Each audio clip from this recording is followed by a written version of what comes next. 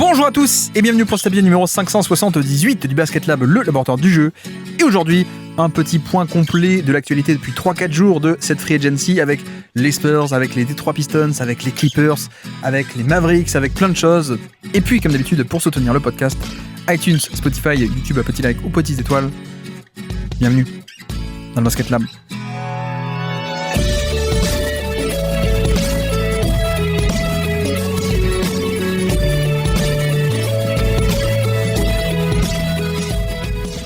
Podcast d'intersaison aujourd'hui avec le reste de l'actualité de la free agency. Depuis quelques jours, on a déjà traité les cas assez gros avec des gros podcasts de Jaylen Brown, le trade de Jaylen Brown, et puis le cas des Lakers hier avec toutes leurs signatures et leur intersaison quasiment complète.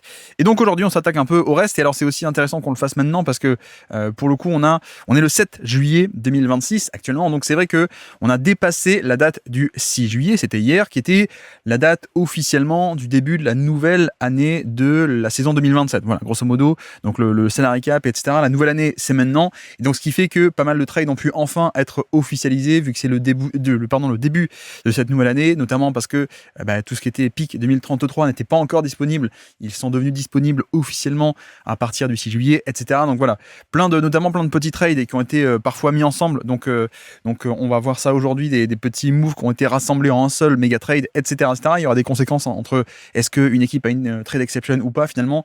Bref, donc on verra ça et donc on peut commencer directement par le premier gros move, on peut l'appeler comme ça, c'est celui de Tobias Harris chez les San Antonio Spurs. Et là, il y a pas mal de choses à dire. Je trouve que au final, c'est peut-être le move le plus San Antonio Spurs qui soit possible, c'est-à-dire on n'est pas du tout sur un move agressif, on n'est pas du tout sur un pari, on n'est pas du tout sur un trade, on va chercher Tobias Harris avec donc techniquement la mid-level exception, donc la fameuse enveloppe de 15 millions qui est disponible pour recruter sur la free agency pour les équipes qui sont en dessous de la luxury tax. Donc les Spurs étant au-dessus du cap, du salary cap, mais en dessous de la luxury tax, ils ont pu utiliser ces 15 millions en entier pour Tobias Harris. Voilà, donc 31 millions sur 2 ans, ce qui fait un peu plus que 15 millions par an. Voilà, grosso modo. Et donc niveau finance, si on fait un peu le point à présent, puisque l'été des Spurs est quasiment fini, je pense qu'on peut le dire. Donc avec les signatures de Tobias Harris pour 15 millions, Harrison Barnes, qui, souvenez-vous, on avait dit qu'il a prolongé pour 8 millions sur 1 an, et Champagny, qui est monté à 15 millions par an sur encore 3 ans, 3 prochaines années,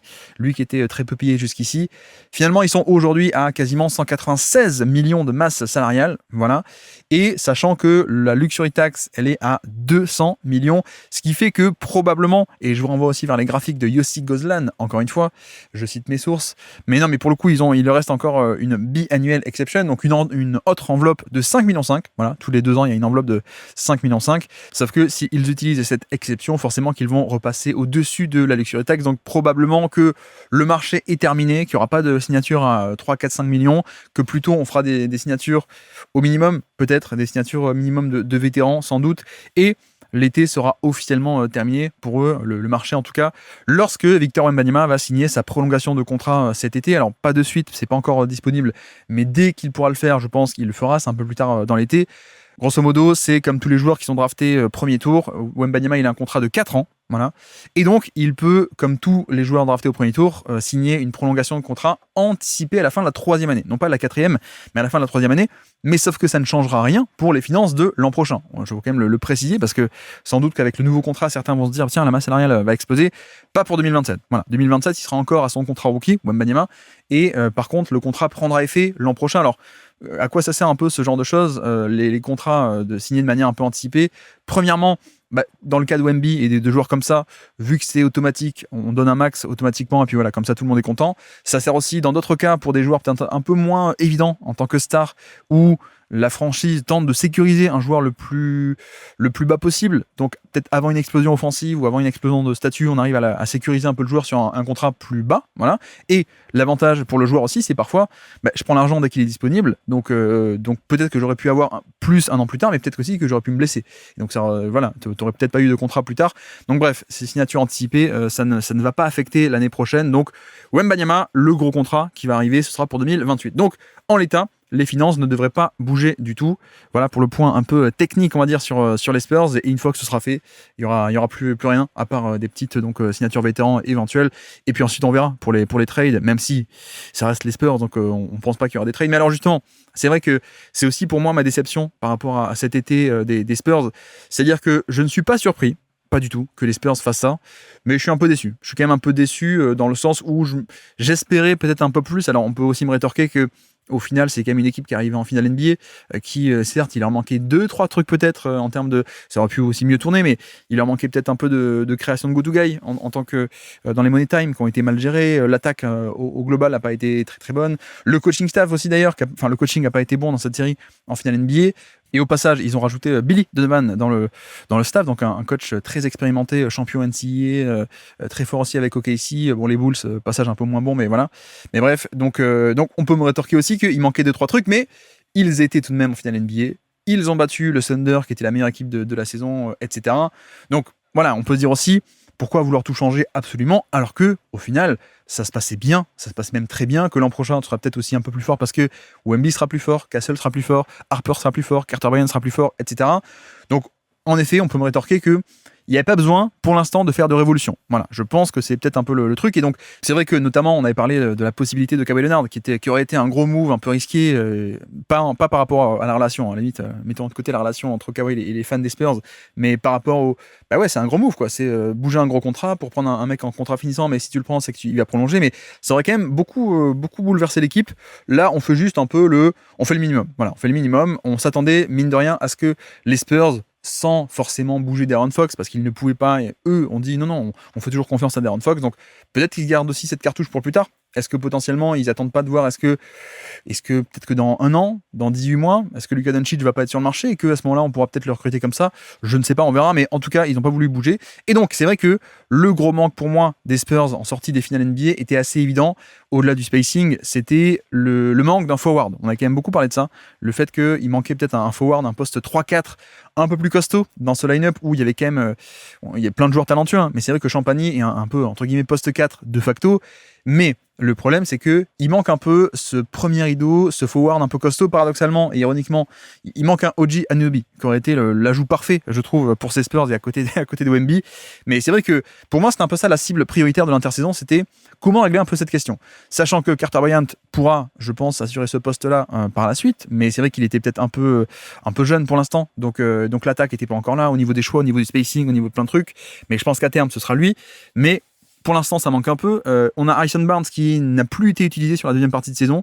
Alors, les fans des Spurs vont dire qu'il était nul, mais en même temps, il était nul sur 3 minutes, quoi. Donc bon, je pense qu'il aurait pu un peu plus aider, mais dans les faits, il a pas trop joué. Donc, ce rôle-là qu'il aurait pu un peu remplir, notamment en finale, il ne l'a pas eu. Champagny, c'est un peu court, comme on a dit. Donc voilà, pour moi, la cible, c'était ça. C'est-à-dire que si tu ne veux pas faire un méga trade en impliquant soit les 50 millions de Fox, soit sinon même les Keldon Johnson qui a 20 millions et ainsi de suite, si tu veux pas faire ça, il te reste la mid-level exception. Et donc là, on avait des cibles qui semblaient normales et logiques sur le marché, on va dire. Notamment, un dont on va parler aussi aujourd'hui, c'est Rui Hachimura. Et pourquoi Hachimura était, à mon sens, le fit parfait pour ces Spurs dans le choix de ne pas trop bouger l'effectif? Parce qu'il réglait exactement les problèmes parce qu'il réglait précisément et totalement les problèmes des Spurs qu'on a pu voir en finale NBA. C'est-à-dire, tu rajoutes un shooter déjà, un shooter de très haut niveau, qui n'était pas ça d'ailleurs à la base, et c'est pour ça que moi je l'aimais pas du tout à Gonzaga. C'est un mec qui était drafté top 10, qui je pense aurait dû être drafté 28e.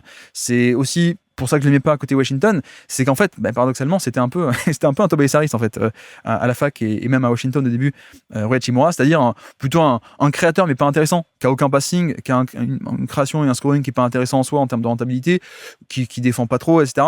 Et sauf que, mine de rien, la métamorphose, une fois qu'il est arrivé aux Lakers, de prendre beaucoup de 3 points, de les mettre avec un taux qui est quand même assez fabuleux. Donc là, c'est quand même très cool. Donc, shoot d'élite d'abord, mais aussi et surtout, je trouve que défensivement, c'est quelqu'un qui, je pense, aurait été beaucoup plus intéressant que Tobias Harris, notamment sur ce seul intérêt et ce critère qui est recherché, qui pour moi était le critère recherché, qui était la défense un peu on-ball sur le poste 3-4 ou 4-5 même, on peut dire. Donc un forward très costaud, très puissant, qui aurait pu permettre plus facilement à Wembanyama de jouer off-ball, ce fameux rôle de libéraux défensif, de safety, de protecteur de panier un peu libre. Voilà, c'est un peu l'idée. Sachant que Hachimura, on l'a vu aussi très compétent, je trouve, dans des schémas en switch all de JJ Redick aux Lakers depuis 2 ans. Donc pas forcément 10 sur 10 sur chaque poste, mais au moins, on va dire, au moins 6 sur 10 en défense sur à peu près l'intégralité du spectre des postes à défendre possibles.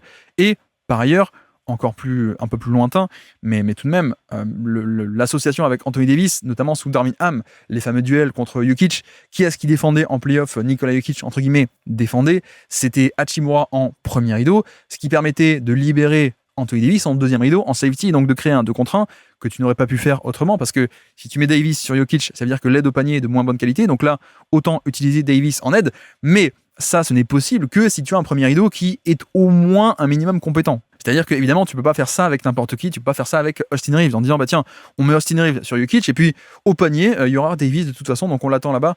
Non, ça marchait aussi en partie. Alors, rien ne peut marcher totalement contre Jokic, mais ça marchait aussi, c'est un exemple comme l'autre, parce que Hachimura avait quand même cette solidité, cette taille et ses longs bras, donc ça permettait un peu plus facilement de libérer Davis off-ball.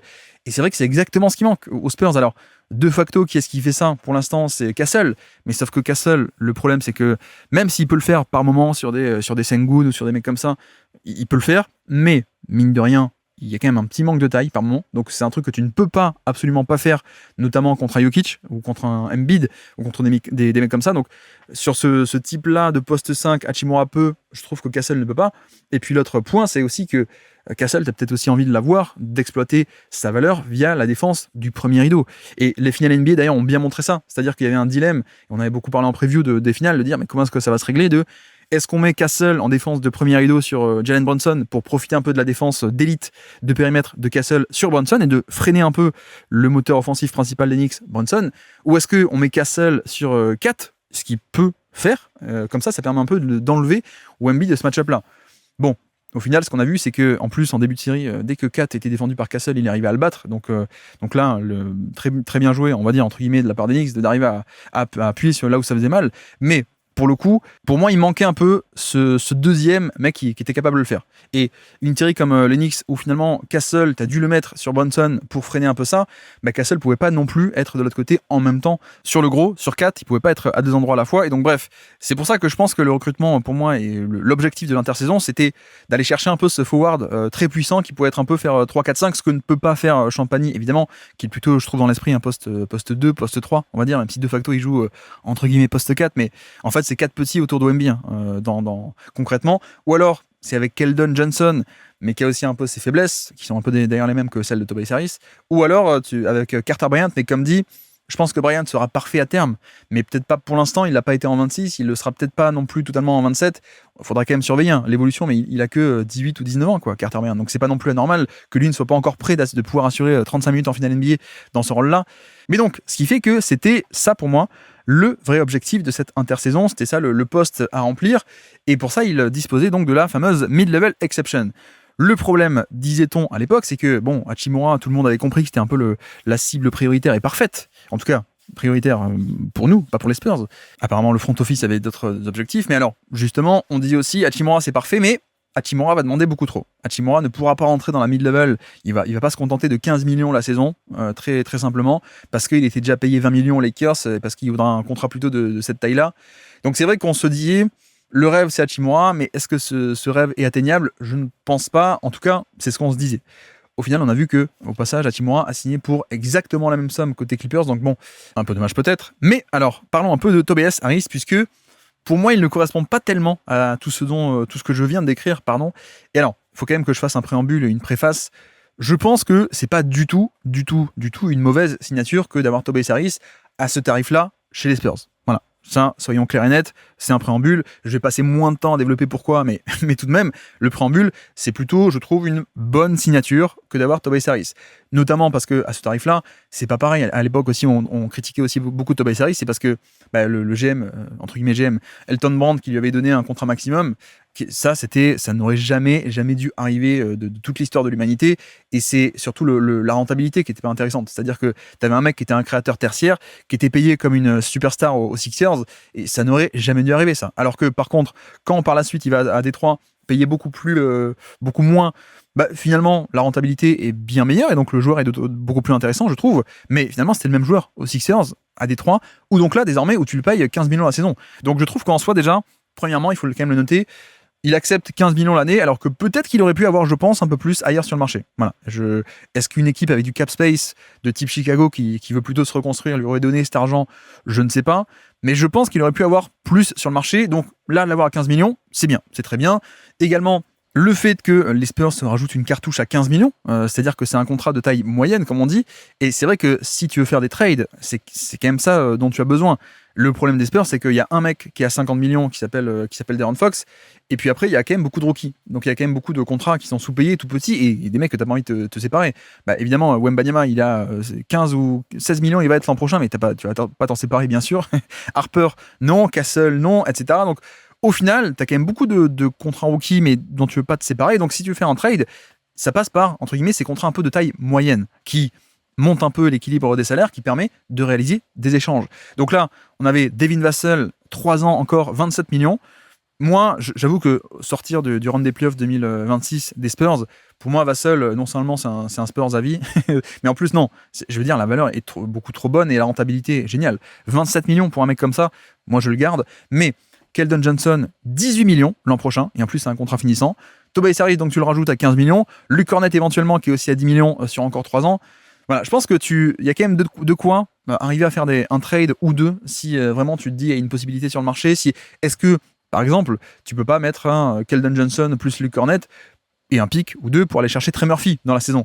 Je pense que c'est possible. Ou est-ce que donc Tobias Harris plus Luke Cornett, 25 millions de salaire, est-ce que ça peut pas passer pour aller chercher, je dis n'importe quoi, mais Miles Turner, voilà, par exemple. Donc je pense que c'est bien aussi de se rajouter un contrat comme ça. Donc la mid-level sert aussi à ça. Donc ça, c'est très bien. Et puis le truc, c'est que c'est une bonne signature, c'est pas du tout mauvais, j'insiste, mais j'avoue que déjà, de base, je suis un peu déçu que les Spurs n'aillent que sur ce type de signature et ne fassent pas une révolution un peu plus grande pour, bah tiens, il y avait un Kawhi Leonard sur le marché, par exemple, mais bon, je sais que les fans n'aiment pas Kawhi, et on peut les comprendre, mais un mec comme ça, j'aurais aimé qu'il aille chercher un calibre chapeau 1 en termes de go-to-guy, etc. Qui en plus, Kawhi aurait pu régler largement aussi ce problème de forward 3, 4, 5, capable de défendre plus gros et de puissant, etc. Bon, bref, fin de la parenthèse. Je suis quand même déçu de plutôt avoir une philosophie de un move de taille moyenne ou petite plutôt qu'un gros move. Mais même sur ce move un peu moyen ou petit en termes de contrat, j'aurais aimé autre chose. Et je pense que j'aurais sans doute préféré un spécialiste plutôt que Tobias Harris. Pour moi, le problème est assez simple. Enfin, problème, encore une fois, c'est pas un problème en soi. C'est quand même une bonne signature. Mais c'est pas parfait dans le sens où je trouve qu'il ne s'inscrit pas totalement dans ce que veulent faire les Spurs et presque un peu des deux côtés du terrain. C'est-à-dire que la valeur principale que j'avais avec Hachimura, comme dit, c'était le switch all, c'est sympa. Et les Spurs en font quand même pas mal du switch all en dehors de Wemby, et même avec Wemby, parce qu'il faut quand même switcher pas mal pour permettre à Wemby d'être au panier. Donc déjà, il y avait ça que j'aime pas mal. Et puis surtout, donc, le côté solidité pour défendre des plus gros, des 4, des 5 même parfois au moins, momentanément avec Wemby derrière.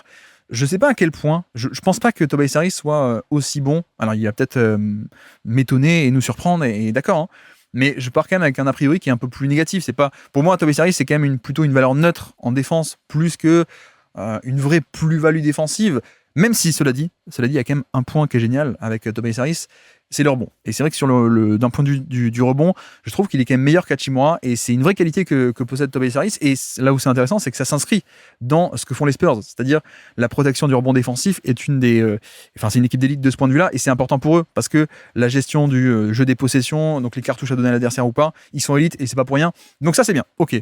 Mais en dehors de ça, donc ce côté, est-ce que vraiment sur des match-ups de play-off sur 20 minutes, 25 minutes, 30 minutes, tu peux te permettre de dire bon, on va enlever Wemby de Jokic et mettons Tobias Harris qui défend Jokic et avec Wemby derrière?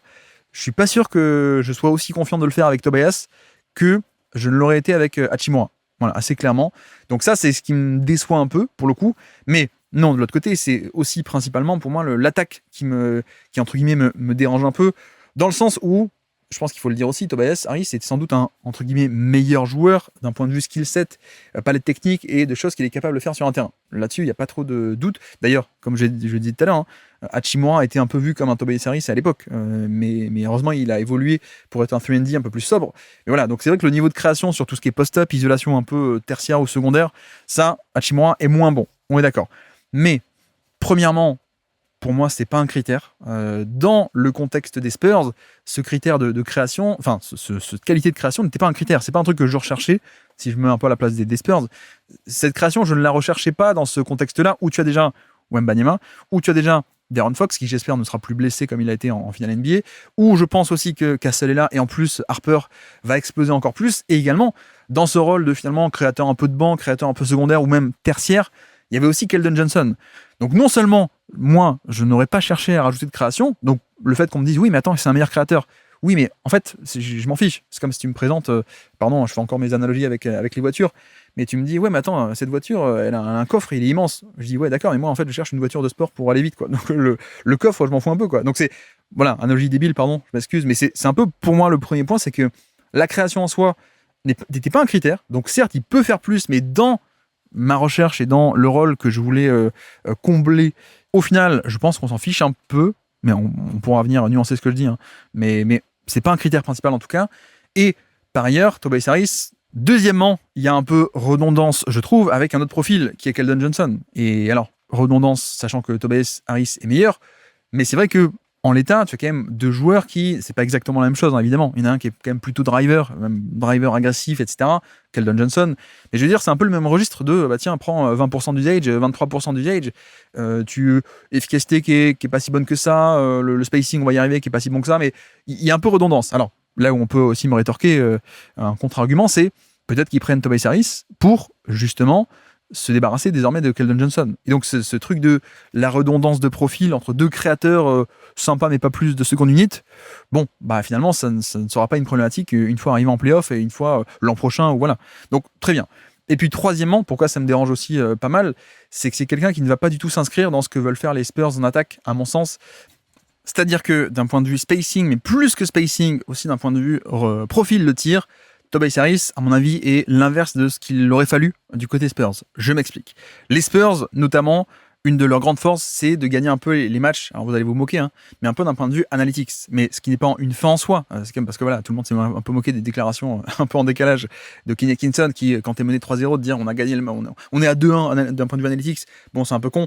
Mais alors, mettons ça de côté, un peu les moqueries, parce que c'était maladroit, etc. Mais tout de même, les Spurs, pour de vrai, et sans rigoler, les Spurs ont un peu cet avantage, et c'est un peu recherché, d'avoir le profil de tir le plus rentable possible. Ce qui n'est pas, je répète, une fin en soi, c'est pas à la fin du match, vous savez, on a perdu le match, mais on avait quand même un profil de tir plus rentable. Non, c'est pas la fin en soi. Par contre, c'est une base et un début qui est, à mon sens, un avantage beaucoup plus important et un avantage assez intéressant pour, si de base, en moyenne, tes tirs rapportent plus de points, d'après quel type de tir, quelle zone du terrain, etc. Une fois que tu joues le match, entre guillemets, pour de vrai, tu dépends un peu moins du shot-making. Si de base, tu as une rentabilité moyenne attendue sur ton profil de tir, sur ta manière de jouer qui est très très haute, c'est pas une fin en soi, mais c'est un début, tu pars de un peu plus et un peu mieux. Évidemment, il suffit juste que tu mettes tes tirs à un taux normal, et si en face ça met aussi les tirs à un taux normal, bah t'as gagné, très basiquement. Alors ça ne marche pas comme ça le basket, on est d'accord. D'ailleurs, pour le coup, ils ont gagné d'un point de vue, entre guillemets, d'un point de vue analytics, les deux dernières séries. La série contre OKC, c'était leur grande force. C'est-à-dire, ils ont supprimé les tirs au panier d'OKC, et aussi un peu en partie le 3 points, mais c'est juste que OKC a pris beaucoup plus de tirs à 2 points, donc un peu moins rentable, et donc c'est comme ça qu'ils ont un peu gagné la série. Mais de l'autre côté, ils ont aussi gagné la bataille de rentabilité sur le profil de tir par rapport aux Knicks. Or, on a vu que ça n'a pas suffi, évidemment, parce que les Knicks étaient en feu en termes de shot-making. Donc même si, globalement, on va dire qu'en moyenne, leur tir était un peu moins, entre guillemets, rentable, ou attendu rentable, ils les ont plus mis. Donc bref, on est d'accord que ça ne dit pas tout. Mais c'est quand même une caractéristique assez fondamentale, je trouve, de ces Spurs, d'un profil de tir très rentable. Et donc par là, j'entends beaucoup de tirs au panier, de lancers francs et de 3 points. Et pour le coup, c'est un peu tout l'inverse de Tobias Harris, quoi. Donc c'est là où je pense qu'on faut quand même un peu dissocier la valeur du joueur, qui est un créateur intéressant, qui est un role player aujourd'hui qui est intéressant, qui aurait dû être un role player pendant longtemps, mais ça c'est une autre histoire. Mais non, mais il faut un peu dissocier le joueur et pour moi aussi le fit dans cette équipe, dans le sens où ok, c'est un shooter compétent, qui est un shooter qui a quoi, 35% en carrière, 36 peut-être, et même l'an dernier, 37% à Détroit, d'accord, mais sur quel volume? Et au-delà même de l'efficacité, moi c'est surtout le volume qui m'intéresse.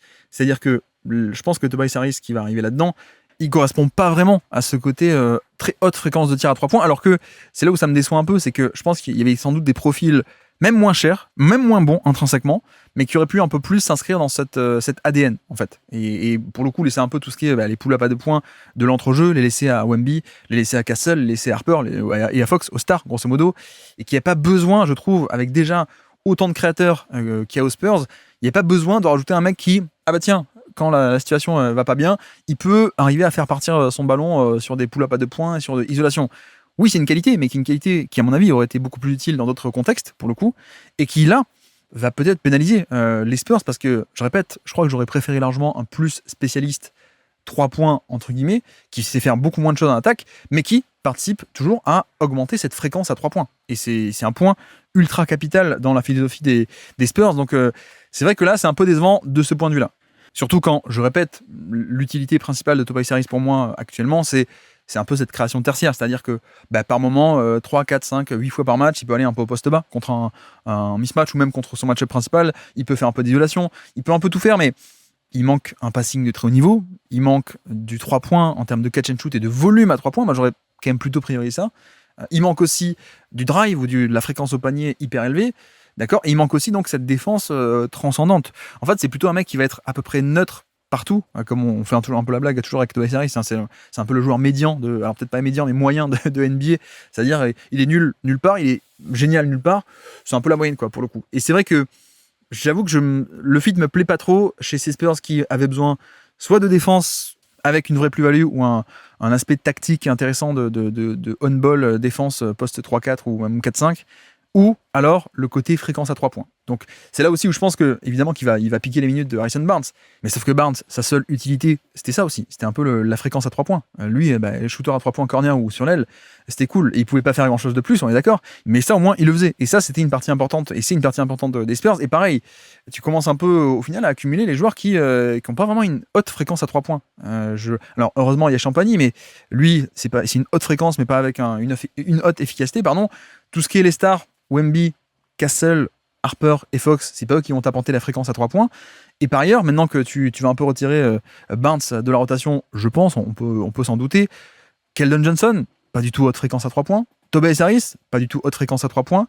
Et également, qu'est-ce que j'oublie, Carter Bryant aussi, pas du tout grosse fréquence à 3 points. Donc c'est vrai que de ce point de vue-là, je suis un peu déçu de cet été des Spurs, voire même, je pense que j'aurais largement préféré. Alors, je pense que Hachimura, ça aurait été génial, on est d'accord, mais même un joueur de calibre un peu moindre, mais un peu plus spécialiste de ce point de vue-là, je pense, pourquoi pas, hein. On sait que Duncan Robinson pourrait être un peu sur le marché, c'est vrai qu'un mec comme ça, il y aurait eu des compromis défensifs, on est d'accord, mais au moins il t'aurait aidé de ce point de vue-là. Pareil, tu aurais pu aussi très bien, à l'inverse, ne pas utiliser 15 millions d'un coup, tu peux aussi très bien utiliser les 15 millions de la mid-level sur 2 joueurs, ou 3 joueurs même carrément, mais notamment, est-ce qu'un mec comme Anthony Simons n'aurait pas pu venir prendre une partie de la mid-level? Est-ce que ça n'aurait pas été intéressant?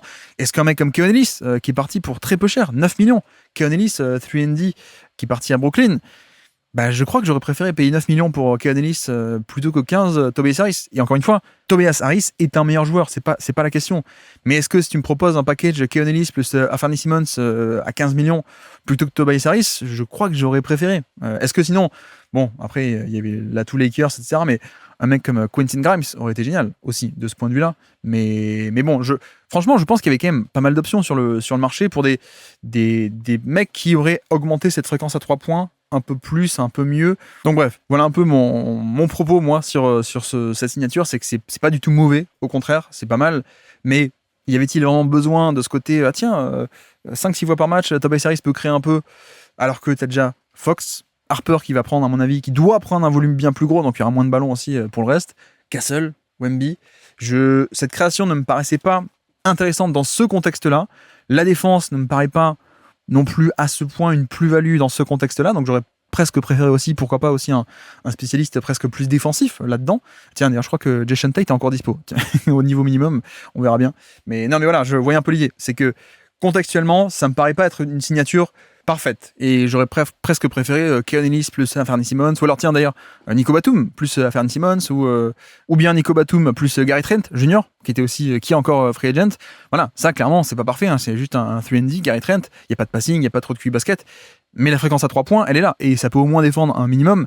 Voilà, c'est un peu mon propos, c'est de dire que tu aurais pu faire mieux autrement, pas mieux individuellement en termes de valeur de joueur, ça, on est d'accord, mais peut-être mieux autrement avec d'autres profils qui apportaient d'autres qualités vu dans quelle équipe tu étais déjà. Donc bref, voilà un peu pour ce côté-ci, c'est pas parfait.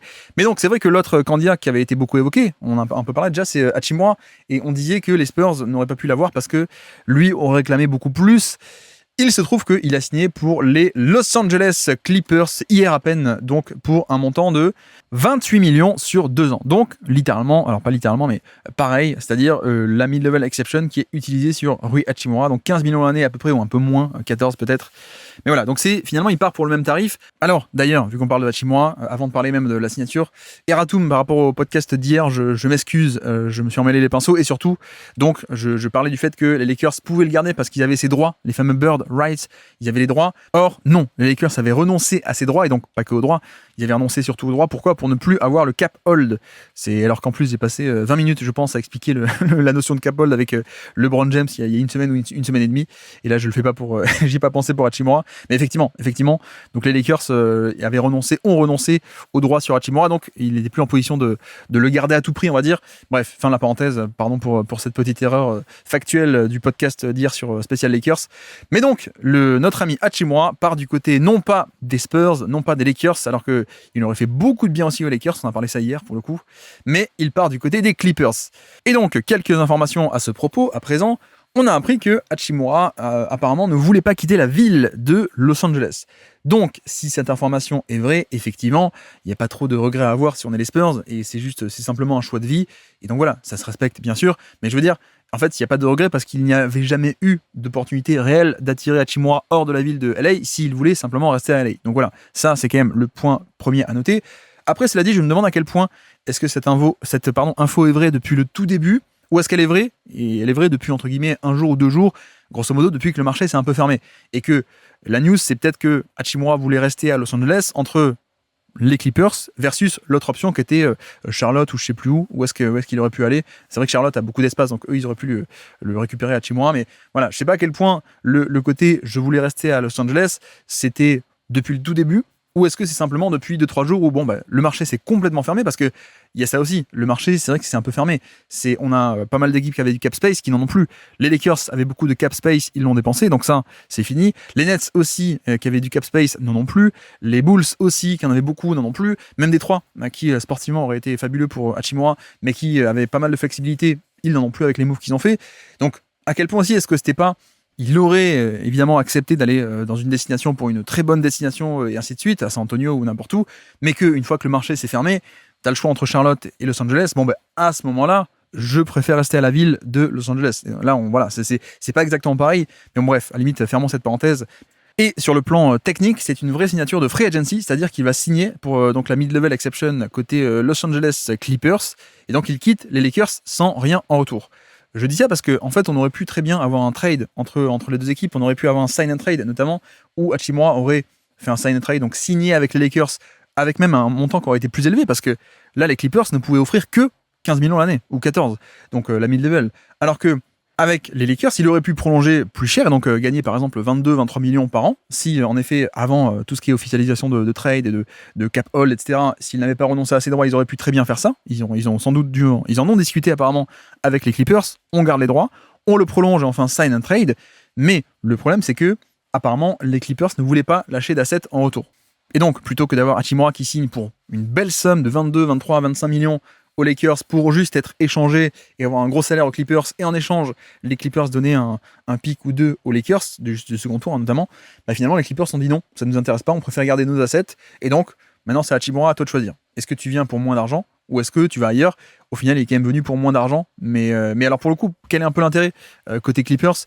Je pense sincèrement que les Clippers, à voir, peut-être qu'on n'est pas à l'abri d'une bonne surprise sportive, entre guillemets, en un sens, et que peut-être que les Clippers avec Garland et Ingram, il peut se passer un truc. En plus, il y a quand même des role-players défensifs intéressants, tout ce qui est Chris Dunn, évidemment, Brook Lopez, Hachimura, donc également Derrick Jones Jr. aussi, qui est encore là.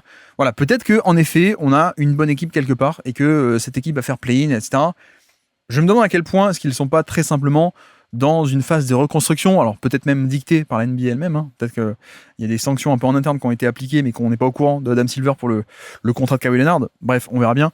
Mais à quel point est-ce qu'ils ne sont pas un peu lancés dans le simple principe de revente? C'est-à-dire que on prend Hachimura pour éventuellement l'échanger plus tard contre un pick ou deux, justement.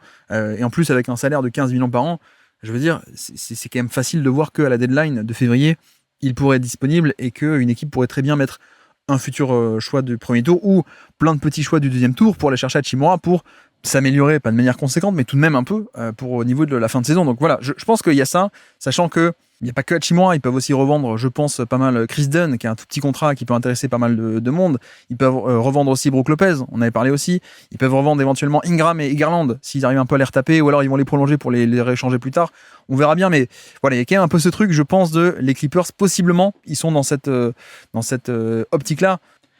Donc bref, on verra bien, mais c'est vrai que possiblement, ce n'est que partie remise, on va dire. De voir Hachimura dans une bonne équipe, une équipe d'élite, ce n'est possiblement que partie remise. Et d'ailleurs, ce qui serait intéressant, c'est est-ce que les Spurs ne pourraient pas aller le chercher au niveau de la deadline avec le contrat de Keldon Johnson qui est finissant, tu échanges Keldon contre Hachimura à 15 millions, là c'est intéressant. Ou bien Boston qui va le chercher au niveau de la deadline de type Sam Hauser plus Luka Garza plus un truc en plus, un petit contrat à la con, et finalement tu arrives à avoir Hachimura. Ou alors voilà, il y a plein de possibilités, je pense, pour l'été prochain. À voir aussi d'ailleurs, il y a un truc qui me trotte un peu dans l'esprit depuis quelques temps, c'est à quel point est-ce que les Clippers vont pas être aussi un partenaire d'échange avec le Thunder, parce qu'on sait que le Thunder, ils ont encore quelques millions à dégraisser, je crois à peu près 7 ou 8 pour repasser sous le second apron. Donc le fusible facile, ça pourrait être Lou Dort, mais peut-être que plutôt que l'échanger contre rien, et donc 17 millions en moins de Lou Dort, et d'avoir une trade exception, mais dont ils n'ont pas besoin. Pour le coup, je veux dire, OKC, leur but c'est de redescendre sous le salary cap. Donc avoir des enveloppes, des trade exception, ils en ont une pour Isaiah Joe, ils en ont une pour Wiggins, ils en ont une, donc ils pourraient en avoir une pour Lou Dort.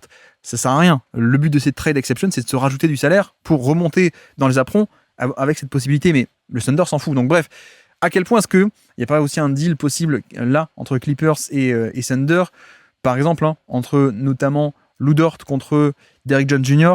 Je ne sais pas si ça passe, mais ça permettrait d'économiser 7 millions de salaire entre les 17 ou 18 de Lou Dort et les 10 à peine de Jones. Ou alors, on peut penser aussi à Chris Dunn. À quel point tu fais pas un échange Chris Dunn contre Lou Dort si tu es OKC pour repasser sous le second apron, mais tout de même avoir numériquement un défenseur de périmètre. Voilà, il y a ça. Brook Lopez aussi, on en a parlé. Brook Lopez, je pense que ça peut se vendre assez bien. Hachimura, je pense que ça peut se vendre assez bien. Donc voilà, je ne sais pas à quoi ressemblera l'effectif des Clippers d'ici 6 mois ou 1 an, mais ça pourrait être possiblement un effectif qui va être amené à bouger. Je pense qu'on peut le formuler comme ça. Et le point sur la situation, donc grâce à Yossi Gozlan, situation financière des Clippers, ils sont encore sous le cap en fait. Ils sont encore largement sous le salary cap qui est à 165 millions de masse salariale. Ils sont actuellement à 157 avec cette signature. Et donc c'est là où en fait il y a un peu le choix, où non seulement ils peuvent signer Hachimura via la mid-level exception s'ils veulent, mais ça, grosso modo, ils pourraient officialiser après avoir dépensé le cap space. Donc c'est-à-dire que avec le cap space, avec l'espace sous le salary cap, tu signes des gens, et ensuite, une fois que tu es au-dessus du salary cap, tu as tout de même cette exception pour signer encore plus, donc une enveloppe spéciale pour, même si tu n'as plus d'espace, tu peux quand même signer un mec. Voilà, ils pourraient faire comme ça dans cet ordre-là, ou alors sinon signer Hachimura dès maintenant avec leur cap space. Et donc à ce moment-là, il n'y aurait plus accès à la mid-level, évidemment. Mais alors, c'est intéressant aussi pourquoi ? Parce qu'il y a le dossier de Peyton Watson.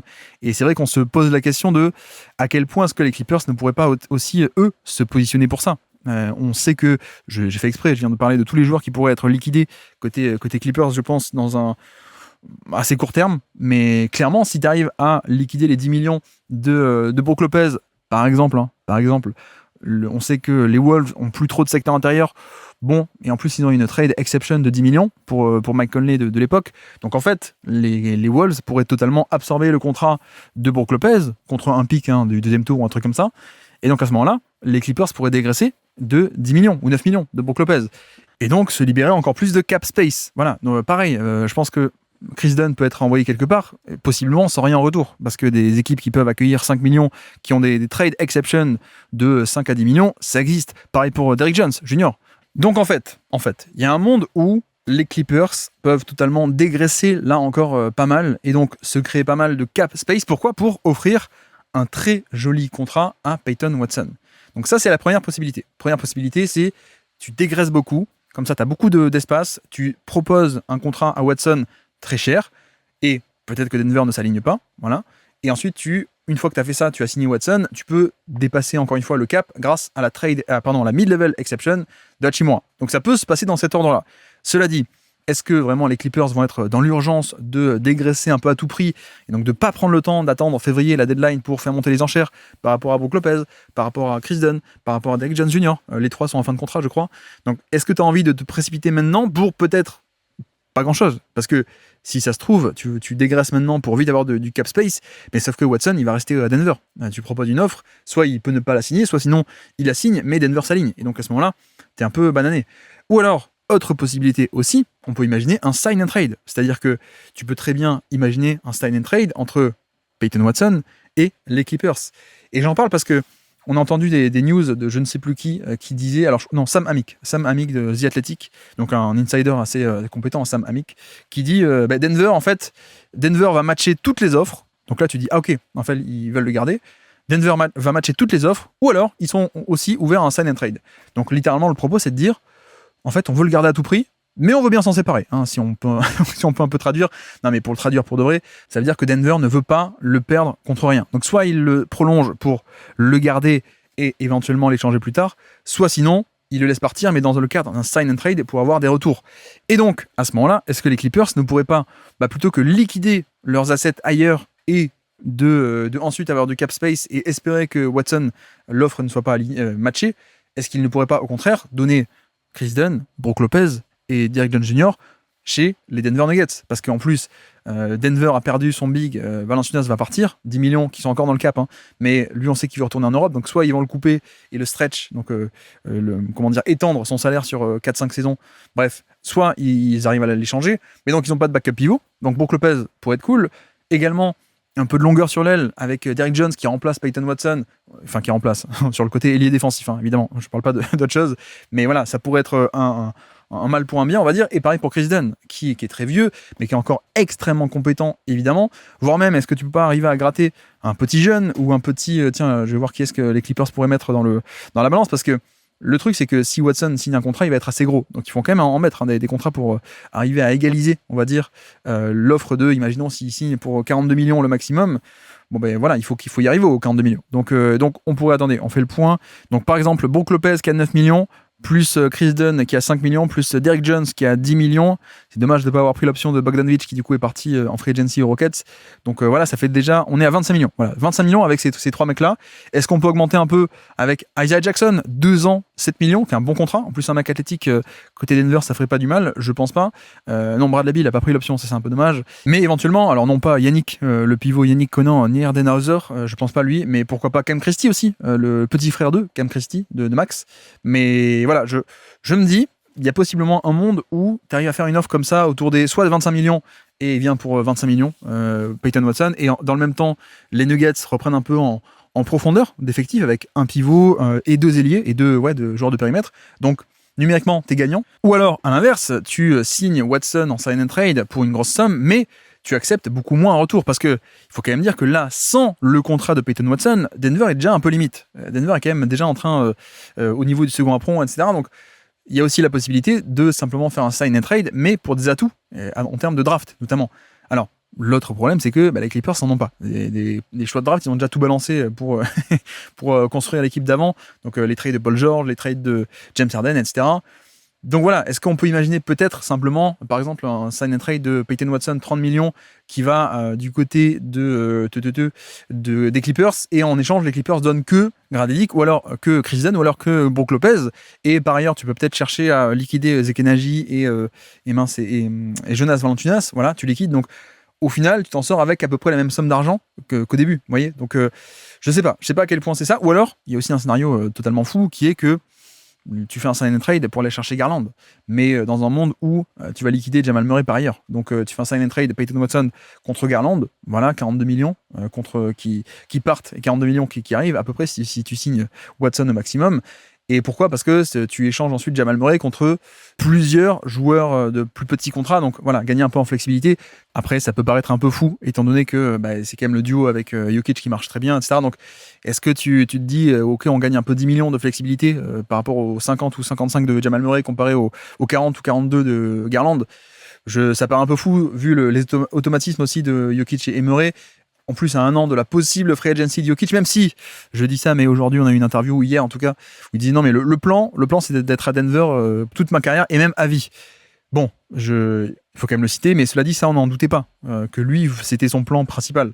Mais c'est juste que malgré tout, on imagine qu'il peut peut-être se passer des trucs, et voilà, ça, on sait jamais. Mais bref, donc, il y a aussi ce scénario-là où on fait tout péter, mais c'est vrai que je voulais quand même en dire 2 mots, parce que les Clippers peuvent être un peu une des seules équipes aujourd'hui sur le dossier Peyton Watson. Il n'en reste plus des tonnes, je pense pas. Et donc eux ont peut-être une réelle chance de faire ça, d'autant plus que c'est vrai que quelle meilleure manière de recommencer un projet où tu recommences à peu près à partir de zéro, maintenant que tu as échangé Kawhi Leonard notamment et tous les autres, c'est vrai que prendre un pari comme ça sur un joueur qui potentiellement a montré des trucs hyper intéressants, et donc peut-être que passer au révélateur de tout le gros volume, etc., il peut en effet s'affirmer comme une star, ce serait quand même pas mal. Donc j'avoue que intéressant à suivre côté Clippers, et intéressant d'autant plus que on parle quand même d'un contender comme Denver. Et s'il se débarrasse de Watson comme ça, en essayant de gratter des picks ou des assets pas très chers dans un sign and trade, ça veut dire qu'il n'y aura pas besoin de faire sauter tout ce qui est Aaron Gordon, Jamal Murray, Jokic. Voilà, garder un peu ce noyau dur. Donc bon, c'est à suivre. C'est à suivre.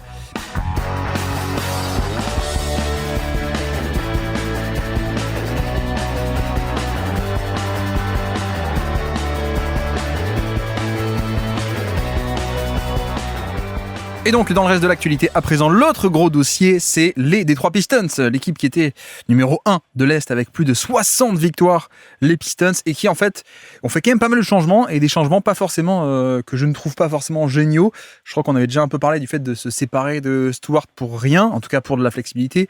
En effet, cette flexibilité a été utilisée, donc c'est là où on va un peu tout mettre bout à bout ensemble, parce que ce n'est plus un trade seulement de Detroit et Memphis avec Stewart contre rien. En fait, ça a été inclus dans un autre échange. Bref, on va parler de tout ça. Et donc, notamment, avant de parler de ça, peut-être parlons rapidement, celui qui aurait dû peut-être aller à Détroit, c'est Norman Powell, rapidement, puisque c'était un peu une des cibles qu'on pensait pour les Pistons avec cette flexibilité. On pensait que le move de justement dégager les 15 millions de Stewart aurait pu permettre de libérer de l'espace en sign and trade pour justement sign and trade de Norman Powell, vu en plus la situation à Miami où vous savez que Wiggins a prolongé, mais en plus la prolongation, c'est une prolongation après son option à 30 millions, donc Wiggins aurait pu prolonger pour moins cher dès l'an prochain, mais finalement non, il a pris l'option à 30 millions, ce qui a totalement bloqué la possibilité de Norman Powell. Donc voilà, ça c'est vrai que c'est un peu décevant, on peut faire 30 secondes là-dessus, mais décevant un peu pour Miami, et cette gestion du contrat de Wiggins, je ne la comprends pas, parce qu'en Miami, comme on a dit il y a quelques jours déjà, Miami aurait très bien pu donner la même somme totale de Wiggins au niveau sur les mêmes années, mais en répartissant l'argent autrement. C'est-à-dire plutôt que prendre lever l'option à 30 millions et ensuite c'est 15 millions, ils auraient très bien pu donner 20 millions par an, donc 60 au total, ça aurait fait exactement pareil, et donc ça aurait pu permettre de garder Norman Powell, d'autant plus que Miami, certains shooters leur ont aussi un peu échappé, on pense notamment à Fernie Simmons, on va y arriver, mais bref, donc pour le coup, Norman Powell, Miami, c'était fini, une fois que Wiggins avait renégocié, c'était fini, qu'il avait pris son option, et donc lui, il était sur le marché, et on avait parlé de la rumeur de Chicago, et bien il va en effet du côté des Chicago Bulls. Voilà, donc c'est un contrat de 2 ans et 45 millions donc sur ces 2 ans, donc à peu près du 22-23 millions l'année. Effectivement, c'est un tarif qu'il n'aurait pas pu toucher à Miami. Miami n'avait pas la place de lui offrir cela. Et de l'autre côté aussi, Détroit aurait pu peut-être lui offrir avec quelques moves en plus, mais bon, finalement, il n'a pas choisi Détroit. Et donc, il part du côté de Chicago. Et je précise, il n'a pas de no trade clause, évidemment. Donc voilà, je le précise parce qu'on n'est pas du tout dans le cas de Van Vliet l'an passé qui a signé pour 2 ans, mais avec sa même équipe, mais il aurait perdu les droits parce que c'est seulement 2 ans et pas 3. Enfin, un peu compliqué, on va pas revenir là-dessus, mais grosso modo, Norman Powell n'a pas de implied no trade clause, d'après ce que je peux lire. Et donc, ce qui fait que, forcément, on est dans exactement le scénario qu'on avait décrit lorsqu'on avait parlé de la rumeur il y a quelques jours, c'est-à-dire que, en fait, Norman Powell va signer chez une équipe qui a beaucoup de cap space pour prendre l'argent, et une fois qu'il aura l'argent, l'équipe en question pourra l'échanger contre des futurs assets. Voilà, c'est exactement ce cas de figure, c'est-à-dire que c'est un peu la recherche du meilleur des deux mondes, c'est-à-dire je prends l'argent dans une mauvaise équipe, voilà, et ensuite je vais dans une bonne équipe avec ce contrat. Et clairement, c'est un contrat qu'il n'aurait pas pu obtenir dans une bonne équipe, puisque a priori, les bonnes équipes ne possèdent pas autant de cap space pour lui offrir autant d'argent. En fait, c'est le cas classique de, comme on avait dit, George Hill, à l'époque, quand il quitte Utah, il veut une bonne équipe, mais sauf qu'il n'y a pas, donc qu'est-ce qu'il fait? Il va signer à Sacramento pour un gros chèque, sachant que 6 mois plus tard, les Kings allaient l'échanger. Donc il y a un peu cette logique, je trouve, avec Chicago qui est bien, c'est-à-dire que nous, on s'en fiche, on n'est pas compétitif. Nous, on cherche totalement à reconstruire depuis le début. Nouveau GM, nouveau cycle, on liquide tous les vieux nuls, etc. Ça fait quand même depuis 1 an et demi, 2 ans. Mais clairement, on avait 100 millions de cap space avant le début de la free agency. On va s'en servir. Et notamment, ce cap space, comment tu peux t'en servir? Tu le dépenses sur des joueurs et on dit ouais, mais Norman Powell, qu'est-ce qu'il va faire à Chicago? On s'en fout. Oui, mais alors, dans le meilleur des cas, Chicago est une équipe surprise et tu le gardes, hein, tant mieux, il n'y a pas de problème.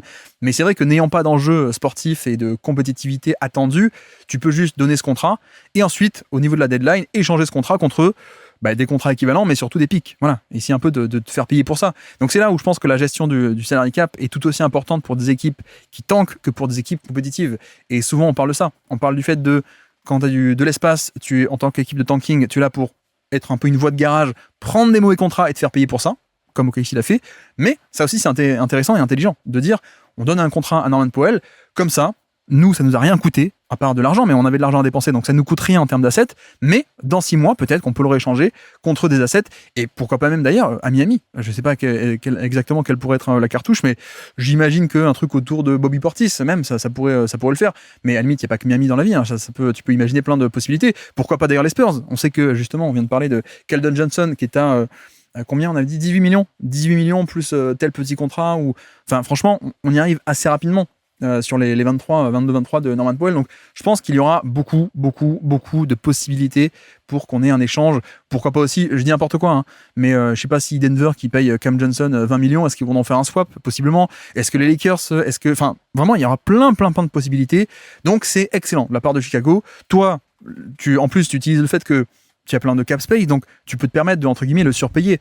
C'est pas comme si t'es Miami, et c'est pas comme si t'étais, Boston, où tu dis, est-ce que vraiment j'ai envie de donner 22-23 millions de dollars à Norman Powell? C'est un peu chaud, il faut quand même que j'optimise mon salary cap, etc. Quand tu es une équipe comme Chicago qui a plein de cap space et aucun objectif sportif, donc aucune attente, finalement, surpayer de quelques millions, c'est pas très grave. Donc, c'est aussi là-dessus où je pense qu'ils ont gagné les négociations. Et que, forcément, quand l'agent de Norman Powell il va taper à la porte de Détroit, ils vont dire alors nous, ça nous arrangerait quand même que tu sois à 18-19, quoi. Et que de l'autre côté, Chicago dit 18-19, ok, nous on met 5 de plus, voilà, et tu viens chez nous. Forcément que l'agent et le joueur vont être un peu tentés de le faire. Donc après, l'inconvénient, c'est en effet que Norman Powell aurait pu choisir dès maintenant sa destination. Mais bon, le marché était un peu fermé, pas tant que ça d'équipes avec du cap space. Et lui, il voulait plus que la mid-level. Donc je veux dire, s'il avait voulu la mid-level à 15 millions, plein d'équipes l'auraient eu, cette mid-level. Là, 23 millions, non. Il faut du cap space. Donc, grosso modo, le seul inconvénient, c'est qu'il ne va pas choisir où est-ce qu'il va atterrir dans 6 mois ou dans 1 an. Voilà. Mais clairement, je pense que c'est un peu pour ça, ce trade. Comme d'ailleurs, il n'y a pas que George Hill, Rajon Rondo, quand après les Lakers, il va signer pour un gros chèque à Atlanta. Le but n'est pas de rester à Atlanta, il se fait échanger 6 mois plus tard aux Clippers. Voilà. Qui est Marcus Morris qui fait ça, qui signe à New York parce qu'il y a du cap space. Je signe chez les Knicks pour avoir un gros contrat. 6 mois plus tard, je suis échangé aux Clippers. Donc, c'est un truc assez connu et assez classique en NBA, donc c'est une bonne utilisation, je trouve, de ce cap space. Et maintenant, la question, ce sera qui va aller le chercher, qui va chercher Norman Powell dans 6 mois. À la limite, on verra bien. Et donc, en effet, ce ne sont pas les Detroit Pistons qui auront Norman Powell, ce qui est un peu dommage parce que ça aurait vraiment correspondu, je pense, aux besoins de l'équipe en termes notamment un peu de dynamisme sur demi-terrain, mais aussi de shoot, très, très simplement. On parlait un peu de fréquence à 3 points. Je pense que lui, au moins, il peut t'apporter ça. Alors, aussi un peu de création balle en main, un peu secondaire, un peu tertiaire. Alors, il n'y a pas le passing, mais clairement, ça aurait été génial de ce point de vue-là. Et donc, on peut passer au gros dossier, les Detroit Pistons et leur été, puisque notamment, la grosse signature n'a pas été Norman Powell, ça a été John Collins. John Collins qui a signé pour un plutôt joli chèque de 3 ans, 51 millions de dollars, donc ce qui nous fait à peu près du 17 millions l'année, 17-18 à peu près, grosso modo, on ne sait pas comment l'argent est réparti exactement, mais voilà, donc 17 millions l'année, 3 ans pour John Collins, qui est donc la grosse signature de cet été. Et alors, on va essayer un peu de faire un récap de tout ce qui s'est passé, parce qu'il y a plein de moves qui vont être mis ensemble. Souvenez-vous, ça a commencé avec Stewart qui va à Memphis contre rien. Donc 15 millions qui partent de la masse salariale de Détroit pour se donner encore plus de flexibilité. Mais sauf que comme on avait dit, donc il y a une petite semaine ou un peu plus, je sais plus quand est-ce que ça s'était fait, c'était pas encore officiel. Donc notamment, on avait Isaiah Joe ensuite qui a été rajouté à cet effectif. Isaiah Joe, un trade sec on pensait peut-être entre OKC et Détroit. Est-ce que ça allait être inclus là-dedans ou pas? Je crois que celui-ci au final a été officialisé un peu tout seul, c'est-à-dire que en effet c'est seulement un trade sec entre OKC et Détroit, c'est pas inclus là-dedans. Par contre, d'autres moves avec les équipes concernées, puisque effectivement John Collins était un free agent des Clippers, donc c'est un peu là-dedans, et aussi Memphis qui donc a accepté le salaire de Stewart contre rien. Eux aussi ont fait un move puisque c'est lié avec Dallas, puisque Santi Aldama a été recruté par Dallas, sachant que, attention, c'est compliqué mais je vais détailler, Dallas dans le trade de Anthony Davis avait envoyé plus d'argent qu'il n'en avait reçu. Donc ce qui fait qu'ils avaient envoyé donc 60 à peu près de Davis, ils avaient reçu à peine 40, donc je crois que c'était Chris Middleton et des petits trucs pas très importants. Et donc il y avait une trade exception, une exception de trade de cette différence, c'est-à-dire 20 millions. Ils avaient un chèque, ils pouvaient dans le futur pendant un an, à partir de cette date, accueillir un salaire de 20 millions ou moins contre rien du tout en retour. C'est ce qu'ils font. C'est ce qu'ils font avec Santi Aldama, qui est donc le dernier élément, on va dire, de ces Grizzlies à partir. C'est Ja Morant, Jaren Jackson, Desmond Bane, voilà, tout le monde était parti. Restait plus que Santi Aldama. Et donc voilà, ça avait été aussi annoncé. Il se pourrait que ce soit inclus dans ce méga trade ensemble, c'est-à-dire que Memphis accueille les 15 de Stewart et dans le même temps se libère des 17 de Aldama.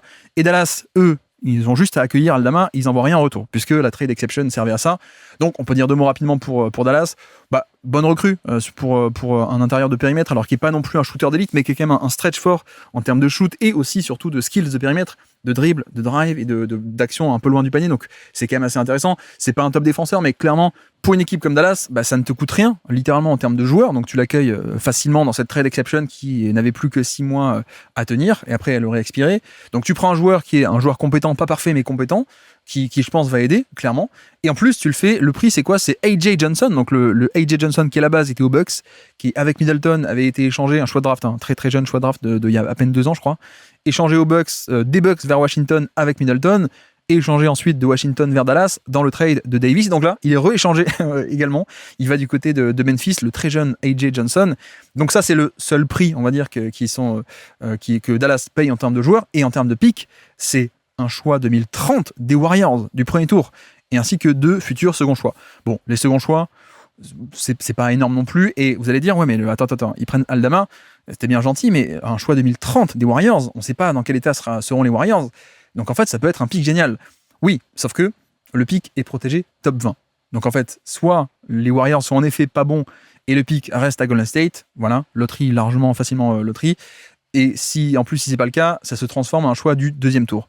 Donc grosso modo, on a un prix qui est très faible de, on peut le dire quasiment concrètement, 3 seconds tours de draft donnés pour Santi Aldama, qui en plus n'est pas tant payé que ça, qui je pense c'est un plutôt bon complément en termes de shoot, en termes de skills de périmètre à Cooper Flag, sachant aussi que peut-être que tu vas être amené à vendre PJ Washington, qui est aussi un poste 4 défensif, ou alors aussi Gafford éventuellement.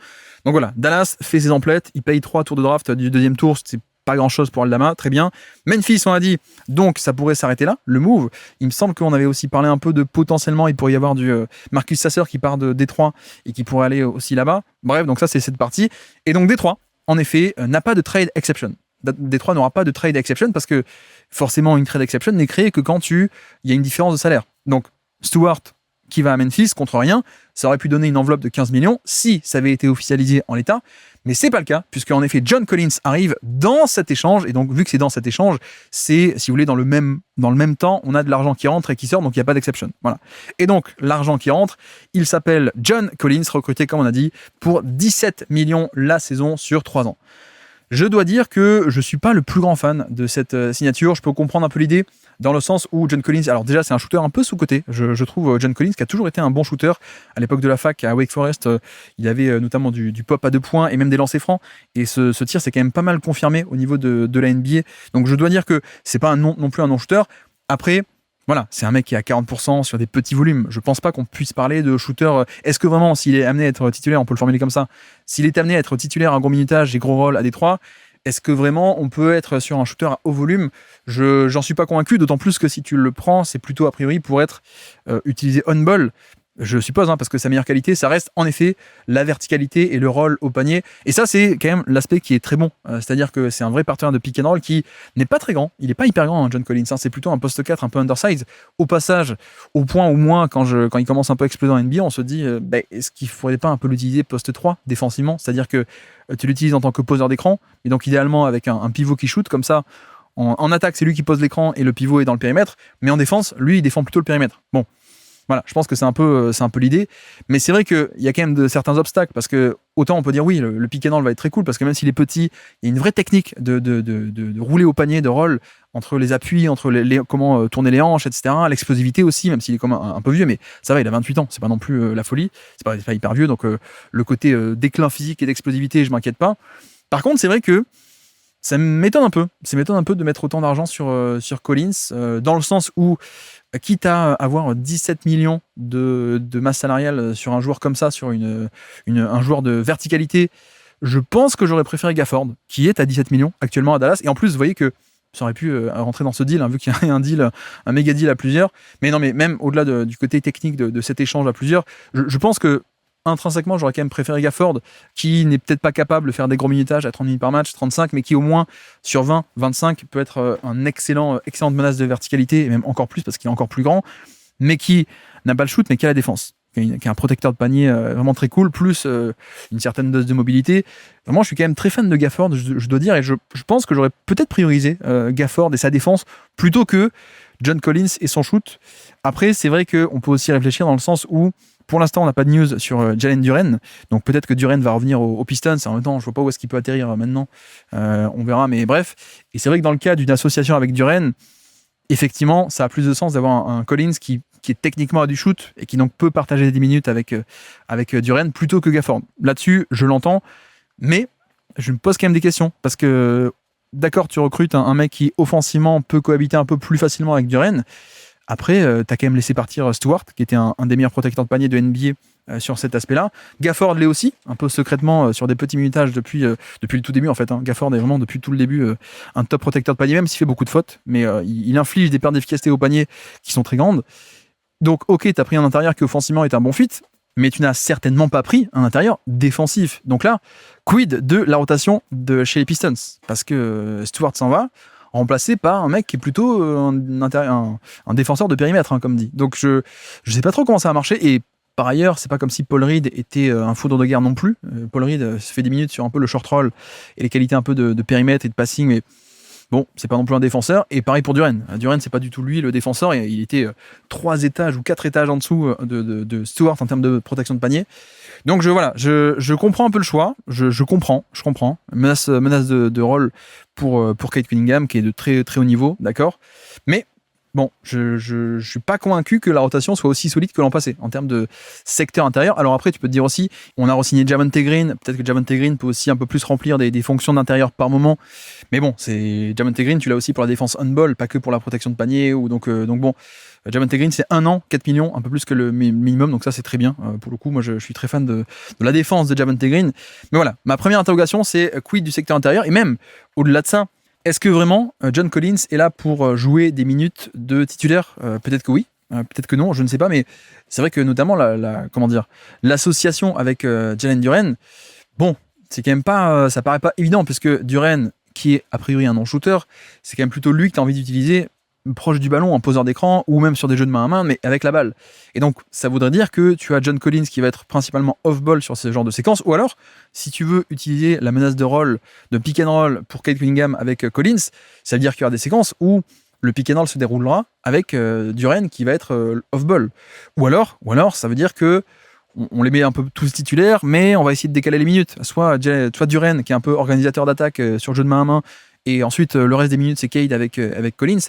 J'entends, mais il y a forcément des minutes où tu vas te dire est-ce qu'on met tous nos meilleurs joueurs ensemble, et est-ce que ça peut marcher? Donc je sais pas, je comprends l'idée, je suis pas le plus grand fan, mais je peux voir quand même un monde où il y a quand même 2-3 très bonnes séquences qui se passent.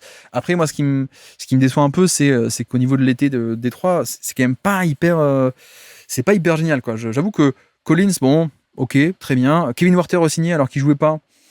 ok. Également, laisser partir Stewart alors que c'était le rock défensif.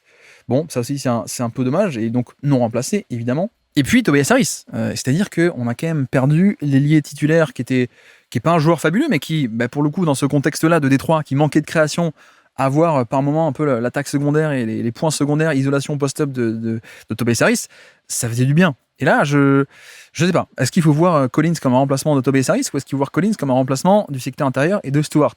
Peut-être un peu des deux, vous allez dire. Mais je suis quand même pas convaincu par cet été où tu re-signes un shooter que tu n'utilisais pas parce qu'il n'était pas assez bon en défense pour le coach Bickerstaff. On parle aussi de Duncan Robinson. Est-ce que lui va se faire liquider aussi carrément? Est-ce qu'on va racheter son contrat? Ça avait l'air d'être dans les tuyaux, mais Chris Haynes, l'insider, a dit non, en fait, non, pas du tout. Ils vont pas du tout le faire. Donc ça pour le coup, ça m'a un peu soulagé parce que j'étais en train de me dire, mais où est-ce qu'on va, quoi? Est-ce que vraiment l'équipe qui a fini numéro 1 à l'Est avec 60 victoires va se débarrasser de 2-3 titulaires que sont Robinson, Tobias Harris, alors il n'était pas titulaire, mais Stewart qui était un joueur important, pour en plus des remplaçants qui sont pas si fous que ça. Donc bon, on verra. On verra côté Détroit comment est-ce que tout ça va se faire. Le marché n'est peut-être pas fini non plus, pour le coup. Et puis reste aussi le marché peut-être soit de trade, mais aussi le marché de trade à la deadline. Parce que si on se retrouve en février et que en effet Rui Hachimura est là, bingo, quoi. Parce que Hachimura vient numériquement se rajouter là-dedans, et par exemple à la place de Caris LeVert, où il y aura peut-être moins besoin de Caris LeVert vu que tu as Dennis Jenkins qui a explosé, et qu'en plus tu as drafté Okori, qui est un jeune rookie de Stanford, meneur de jeu, qui a l'air d'être pas mal du tout en création. Pour le coup, c'est vrai que tu peux te dire, bon, les 15 millions de LeVert, t'échanges contre les 15 millions de mid-level en février de Rui Hachimura. C'est quand même sympa. Un shooter d'élite, un défenseur polyvalent, qui un peu plus secteur intérieur, et ainsi de suite.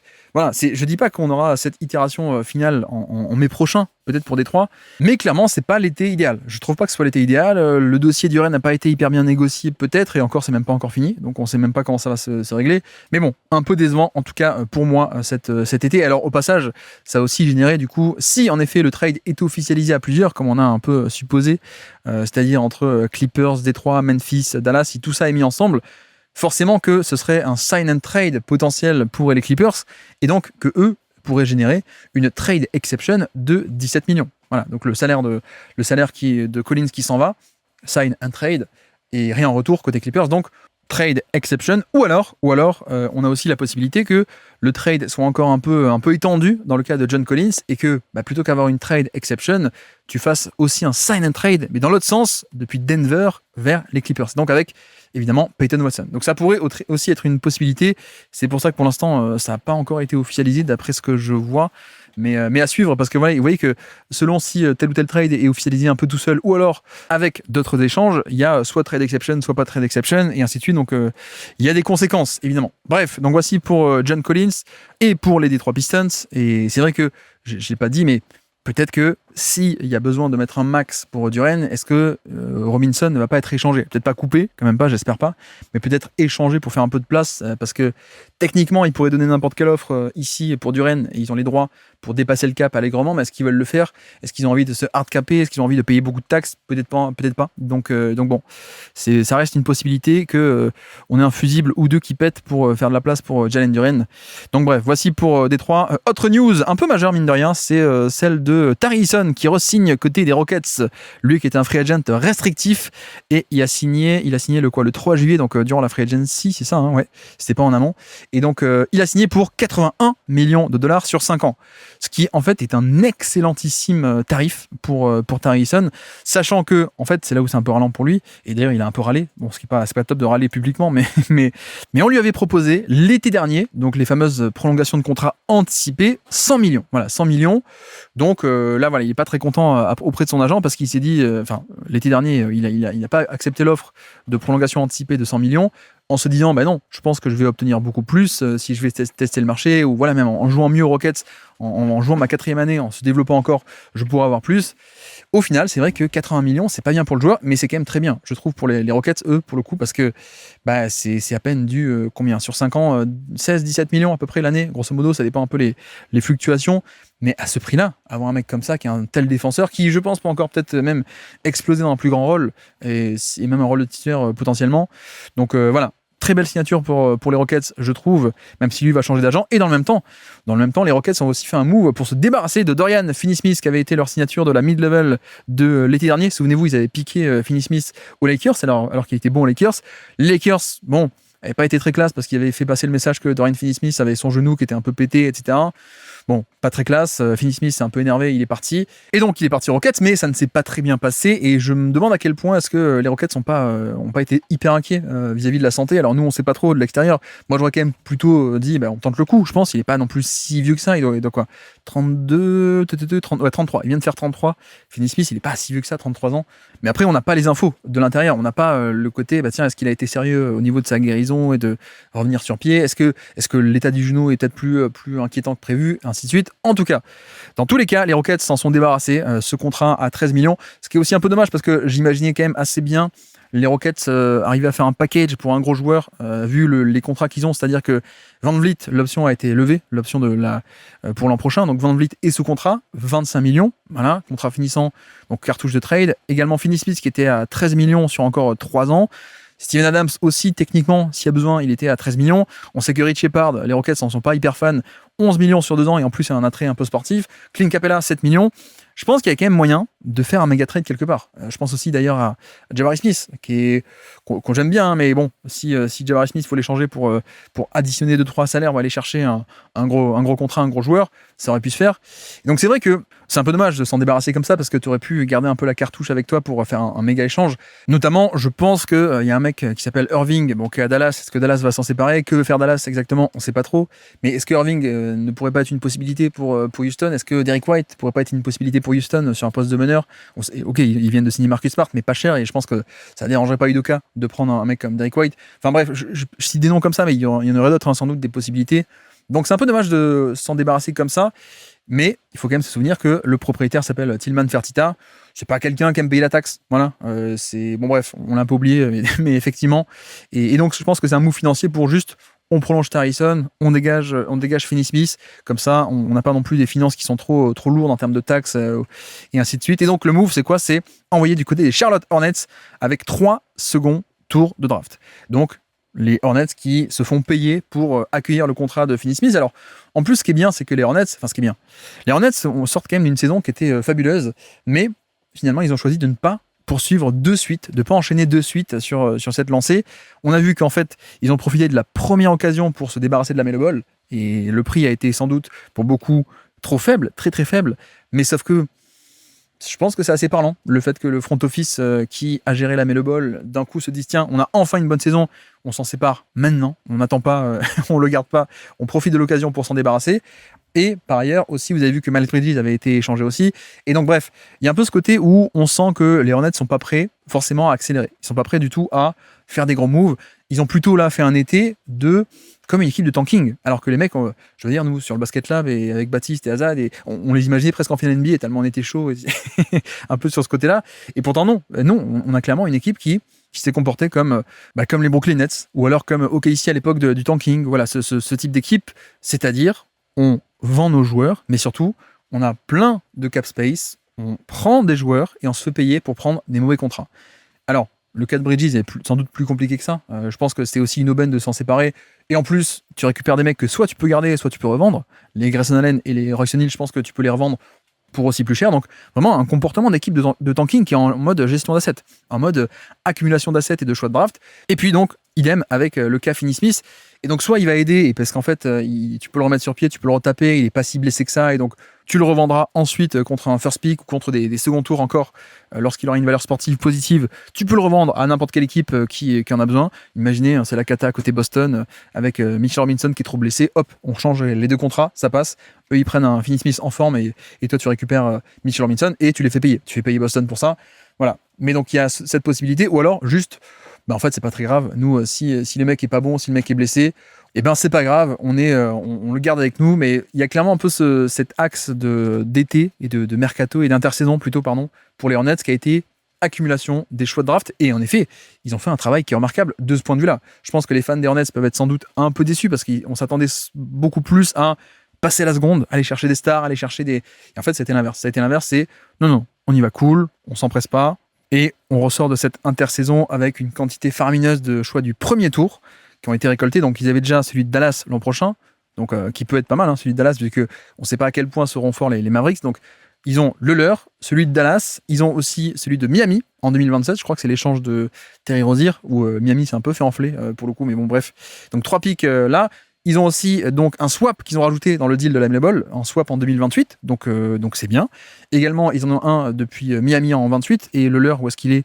Je ne sais plus. Ils ont aussi un 29 de la part de Utah. Ils ont aussi récolté un 2033 de Minnesota, voilà, et un 2033 également de Phoenix. Donc 2 en plus équipes où tu te dis, c'est quand même très loin, on ne sait pas où elles seront. Donc bref, beaucoup de choix du premier tour, ce qui est hyper ultra valuable, et en plus, donc désormais plus de 20 choix du second tour pour après ces moves. Donc clairement, on est en mode asset. Par ailleurs, il faut dire que comme l'échange est sec, ça veut dire que les Rockets ont donc désormais une trade exception de 13 millions, 13 ou 14 millions à peu près, vu qu'ils n'ont rien eu en retour. Donc ça c'est bien, une enveloppe pour plus tard, si ils veulent remonter au-dessus des aprons ou au-dessus de la taxe, et qu'il y a un bon joueur à aller chercher, et que bref, l'équipe est bien, tu peux faire ça, tu peux rajouter facilement contre rien du tout un bon joueur en dessous de 13 millions. Et puis également, vu qu'ils sont repassés avec ce move financier en dessous de la taxe, ils ont accès à la full mid-level exception, alors qu'au-dessus de la taxe, ils auraient eu accès à seulement une enveloppe de mid-level de la taxpayer mid-level, qui est seulement autour de 9 millions, je crois, 9 ou 6 millions, je sais plus. Bref, donc 15 millions, sachant que cet argent peut être désormais utilisé pour signer officiellement Marcus Smart, qui est à combien? Il est à 7, je crois, on avait dit. Et donc, il leur reste un peu d'argent pour signer des mecs, sachant aussi qu'ils ont des free agents eux-mêmes qui peuvent vouloir faire revenir. Je crois que Aaron Holiday ou Jason Tate. Donc, bref, on verra bien. Mais voici pour ce move financier entre Tarrison, enfin plutôt le move de Tarrison et le move financier de Dorian Finney-Smith. Et puis, par rapport aux Hornets, c'est vrai que, rappelons-le, le trade n'a pas encore été officialisé, celui de la Melo Ball, mais s'il est officialisé en l'état et qu'en effet, les Hornets, comme on se posait la question, est-ce qu'ils vont chercher à accueillir un gros joueur en retour parce qu'ils avaient la place. Donc soit ils accueillent un gros joueur en retour dans ce trade et donc tant mieux, il y a la place parce qu'ils se débarrassent de la Melo Ball 40 millions, ils peuvent caler quelqu'un d'autre là-dedans, dans ces 40 millions. Soit le trade est officialisé en l'état, et donc forcément ça crée une trade exception de 40 millions. Vu qu'ils ont échangé un package qui avait une grosse différence salariale avec, je crois que c'est Josh Green plus la Melo Ball contre les 23 de Nasrid, mais en plus je crois qu'ils vont séparer ça en 2 trades, enfin bref. Grosso modo, ça peut générer une trade exception de 40 millions. Et donc, c'est vrai que quand le trade s'est fait il y a quelques jours, 10 jours, je crois, ou 2 semaines, on se dit, maintenant, est-ce qu'on va chercher à rajouter quelqu'un d'autre? Est-ce qu'on va rajouter une autre équipe à ce trade? Est-ce que les Hornets vont rajouter un gros joueur? Est-ce que, pourquoi pas, Kyrie Irving qui est à Dallas, est-ce que tu peux pas rendre le pick de Dallas? Ça pourrait leur servir pour tanker, ils pourraient être dans la loterie, etc. Est-ce qu'il n'y a pas ça dans les fagots? Est-ce que, potentiellement, moi je pensais à un Sabonis qui peut être disponible sur le marché, qui pourrait être intéressant pour ces Hornets? Une des rares destinations où ça peut être intéressant, voilà, ou n'importe quoi, mais plein de moves comme ça potentiels. Au final, je pense que, premièrement, les Hornets ne cherchent pas forcément, comparé à 10 jours où on n'était pas au courant. On a bien vu que tous les moves que font les Hornets cet été, c'est a priori pour plutôt engranger des assets et pas forcément re-enclencher la seconde. Donc c'est vrai que dans cette logique-là, non seulement ils vont pas chercher absolument à dégoter un gros joueur avant de conclure ce trade et de le faire officiel, le trade de la Melo Ball, mais en plus, ils ont même intérêt à avoir une trade exception de 40 millions dans une année où tu ne cherches pas forcément absolument à être compétitif dès 2027. Je m'explique. Quand tu crées cette trade exception, ça veut dire que tu pourras accueillir un contrat sans rien donner en retour en termes de contrat. Et donc c'est là où je pense qu'au niveau de la deadline, ça va pas mal s'agiter en février 2027 et qu'il y a telle équipe qui va peut-être se restructurer et qu'il y a peut-être, je sais pas, est-ce que Denver va exploser avec Aaron Gordon? Est-ce que, je dis n'importe quoi, mais peut-être que plein d'équipes vont chercher à bouger par-ci par-là. Est-ce que les Rockets vont pas chercher à se débarrasser du contrat de Van Vliet parce qu'il est pas bon, parce qu'il est blessé et que c'est un contrat finissant? Bref, je pense que pour les Hornets, si en effet ils sont dans cette optique qu'ils nous montrent depuis 10 jours on attend, il n'y a pas urgence, on accumule les assets et ensuite on accélérera d'un coup. Je pense que dans cette optique-là, avoir une trade exception de 40 millions pour la deadline 2027, c'est une aubaine. Parce que, imaginez, je sais pas moi, il y a un move qui est en train de se faire, Irving va aller aux Rockets, ou je sais pas, n'importe quoi, mais il y a un move qui est en train de se faire, les Rockets ont besoin de flexibilité pour faire ce move, qu'est-ce qu'on fait? Tiens, on balance Van Vliet et, évidemment, des pics. Voilà, tu payes les Hornets pour prendre le contrat de Van Vliet contre rien. Voilà, Van Vliet, 25 millions, ça peut marcher. Mais ça peut aussi marcher avec d'autres joueurs de calibre un peu plus gros. ou bien avec un package de joueurs qui équivaudrait à 40 millions. Donc voilà, je trouve que c'est quand même hyper intéressant et je pense que les Hornets n'ont peut-être pas fini d'accueillir des pics, ou alors je me trompe complètement et le temps que ce podcast soit publié, en effet, ils ont réussi à recruter un mec à 42 millions inclus dans cet échange. On verra bien, mais ça aussi, c'est à surveiller côté Hornets, comment est-ce que ce trade est officialisé en l'état ou pas. Donc bref, voici pour ça. Et donc on peut passer à un autre dossier, les Philadelphia 76ers qui ont fait quelques emplettes en plus du trade de Jaylen Brown. On avait bien expliqué l'intérêt de Jaylen Brown pour les Sixers, le côté volume, le côté est-ce que ça prédit pas peut-être un move de plus vis-à-vis de Embiid, on verra bien. En tout cas, les Sixers ont fait 2-3 moves de plus. Le premier, c'est celui du shooter Anthony Simons qu'on annonçait du côté potentiellement de Miami parce qu'il y avait besoin de shoot et que lui est un shooter d'élite, un des meilleurs de NBA. Finalement non, finalement il va signer du côté des Sixers pour 12 millions sur 2 ans, donc à peine 6 millions l'année. On rappelle qu'il sortait d'un contrat où il était à 28 millions par an, alors peut-être un peu surpayé légèrement parce que les Blazers c'était leur joueur, qu'il fallait le garder, etc. Mais je suis quand même assez étonné de le voir accepter une telle offre. Et c'est vrai que ça, c'est pour le coup, c'est un truc que disent beaucoup les agents et les joueurs. Et le truc il faut jamais trop accepter de baisser ton salaire, même pour un an, parce qu'après, ça reset un peu ta cote, comme on dit.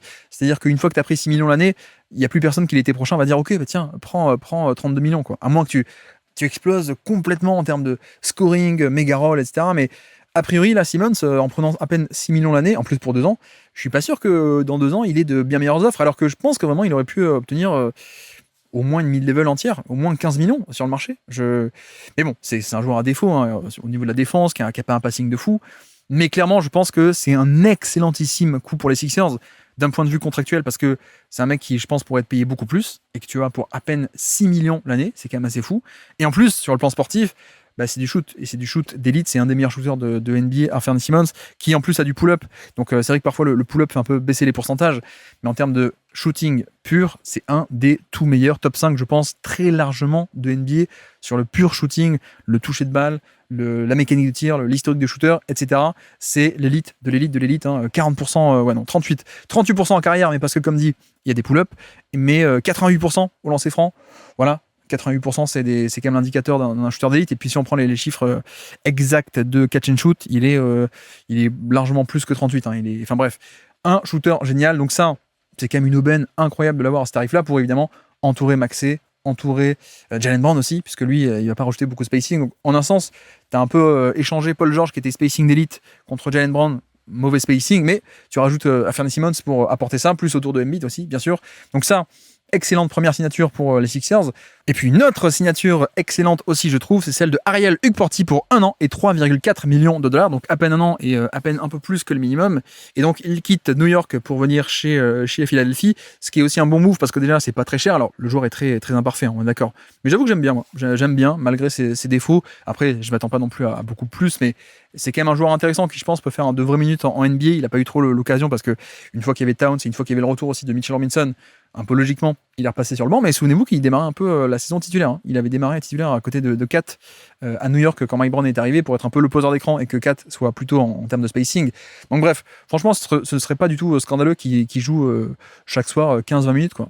Clairement, c'est un peu l'objectif aussi de rajouter de la profondeur à l'intérieur parce que Drummond est parti en free agency et on avait bien compris qu'il ne voudrait pas re-signer pour le minimum aux Sixers, donc voilà, il fallait trouver un remplaçant, sachant que Embiid ne va pas jouer tous les matchs et que tu ne peux pas demander à seulement Adem Bona d'assurer à lui tout seul, donc voilà, rotation intérieure qui est très peu chère entre Adem Bona qui est sous contrat rookie et Hukporti qui est sous contrat de 1 an 3,4 millions.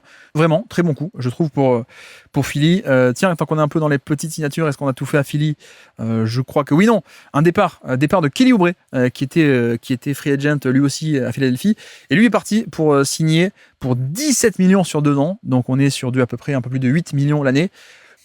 8 millions l'année pour signer du côté des Pacers, des Indiana Pacers. Donc voilà, un bon ajout, je trouve, en termes de la longueur, de qualité athlétique. Donc pour jouer ouvert, ça va être génial. Le shoot, c'est pas parfait, mais je trouve quand même que le passage chez les Sixers a montré que c'est un mec qui a pas un QI basket de fou, alors qu'il était attendu, je rappelle, hein, c'était un top 3 lycéen de son époque, à l'époque de Towns, justement, génération Towns, Okafor, etc. C'était un méga giga talent qui a jamais eu le QI basket pour faire fonctionner un peu les outils physico-athlétiques qu'il avait.